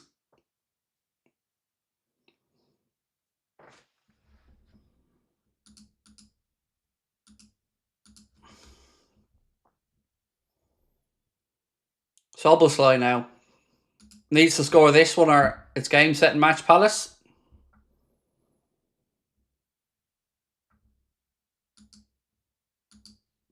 Scores.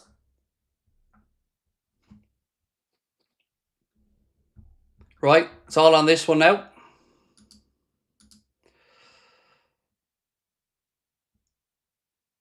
It's all on this. Palace score, they win. Last penalty.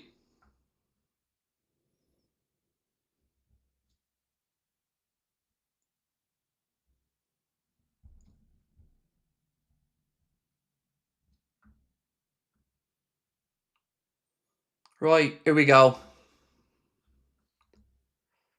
Such a poor quality penalty shootout from both sides, in all honesty. But Devaney scores this. Palace win the Community Shield.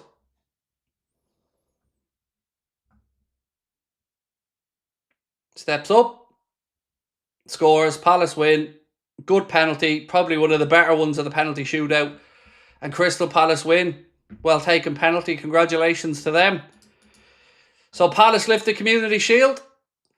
3-2 on penalties after a pretty shambolic penalty shootout from both sides. But congratulations to Crystal Palace, winners of the Community Shield. Twice pegged us back. Twice we went ahead. Twice they pegged us back to get level. And penalty shootout, they got the better of us. So congratulations to Crystal Palace. Good penalty there to finish it off. Both keepers made some saves in there. But look, let's be honest about it. Wasn't a great penalty shootout, was it? Wasn't a vintage one anyway.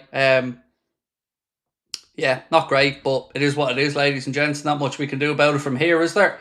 Congratulations to Crystal Palace. Obviously showed good determination to get themselves back into the game twice, and another memorable visit to Wembley for Steve Parish and those Crystal Palace fans, and congratulations to them. We weren't great second half, and we certainly weren't great from 12 yards out, were we? You know, some really shocking penalties there, but them's the breaks. It is what it is. Right, ladies and gents, congratulations to Crystal Palace, and we'll be back for a match reaction in a couple of moments' time. If you would like to submit your player ratings, which I'm sure are going to be interesting, do make sure you join the Anfield Agenda WhatsApp community. Scan the QR code on the screen there now. You'll see the player ratings link in the WhatsApp if you want to submit yours and have your say. We will average them out and then I'll compare them with mine in our player ratings video. Chad said, Liverpool just ate a little humble pie. I hate losing, but this might be good for them. Sometimes getting the chip knocked off your shoulder breeds self-examination and a better product. Well, look, we've nobody to blame today, Chad, as you said, but ourselves. scored 2 goals. Defensively, we were poor, and we need to work on that. But full credit to Crystal Palace. Congratulations to them on the victory. And let's see what the season has in store for us. But it's not going to be a day we're going to be thinking about too fondly, is it, today? Was some moments to show us what we could see this season, but any concern that we all had about our defensive frailties certainly weren't taken away from us, were they, during that 90 minutes. But look, it is what it is, and we'll see you for the match reaction in 60 seconds. Thank you to everyone that joined us. If you can, before you head off, do hit the subscribe button for me. Appreciate you guys being in. Don't really know. It's Community Shield. Don't really know what to make of it either way. You can look at it and say, be nice to get off to a winning start. Totally understand that. You can look at it and say it's a pre-season friendly. But either way, Palace won it today, and fair play to them. They deserve their